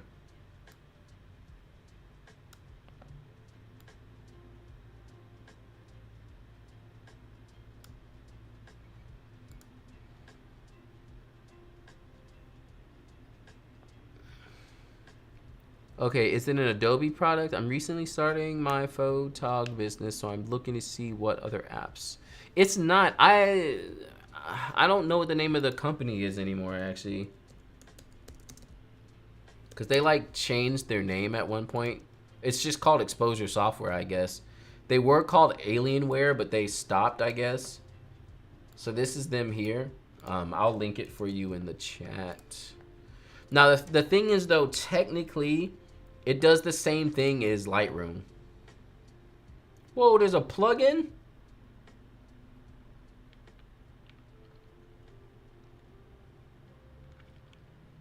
Was there always a plugin?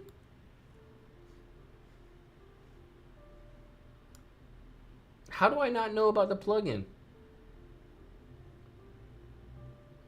Oh yeah, see, this is them talking about the special effects and stuff.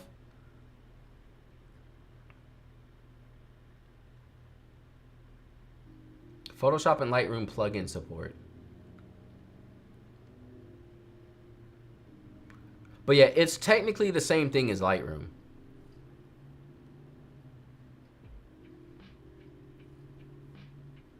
Wait, why don't I have the...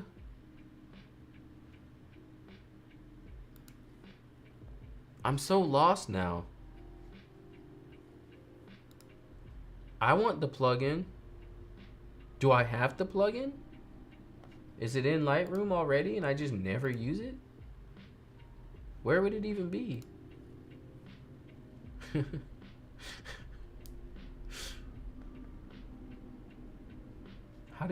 Isn't there a way to check your plugins?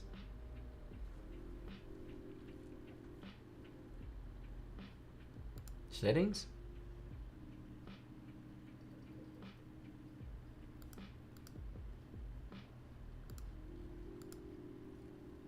Identity plate, catalog settings, plugin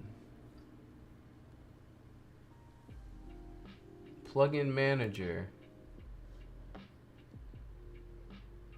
Lightroom to exposure. Is that what they mean by? Because that's not a plugin. That's stupid. It must be. How dumb. Okay. I thought it was like some kind of thing you could actually use while you're inside of Lightroom. I was about to be like, yo, how did I miss this? How? All right, though. That's it for this stream. We did it. It's been a hot minute since I streamed, but I hope you all enjoyed it. Thanks for hanging out and just being silly in the chat. I think next time I'll edit your photos, but I'll use Imagine AI so y'all can see it actually working out. That will be really cool. Yeah. Yeah, I think that's what we're going to do. And yeah, don't forget to hang out on the channel for more stuff, and I will catch you all next time.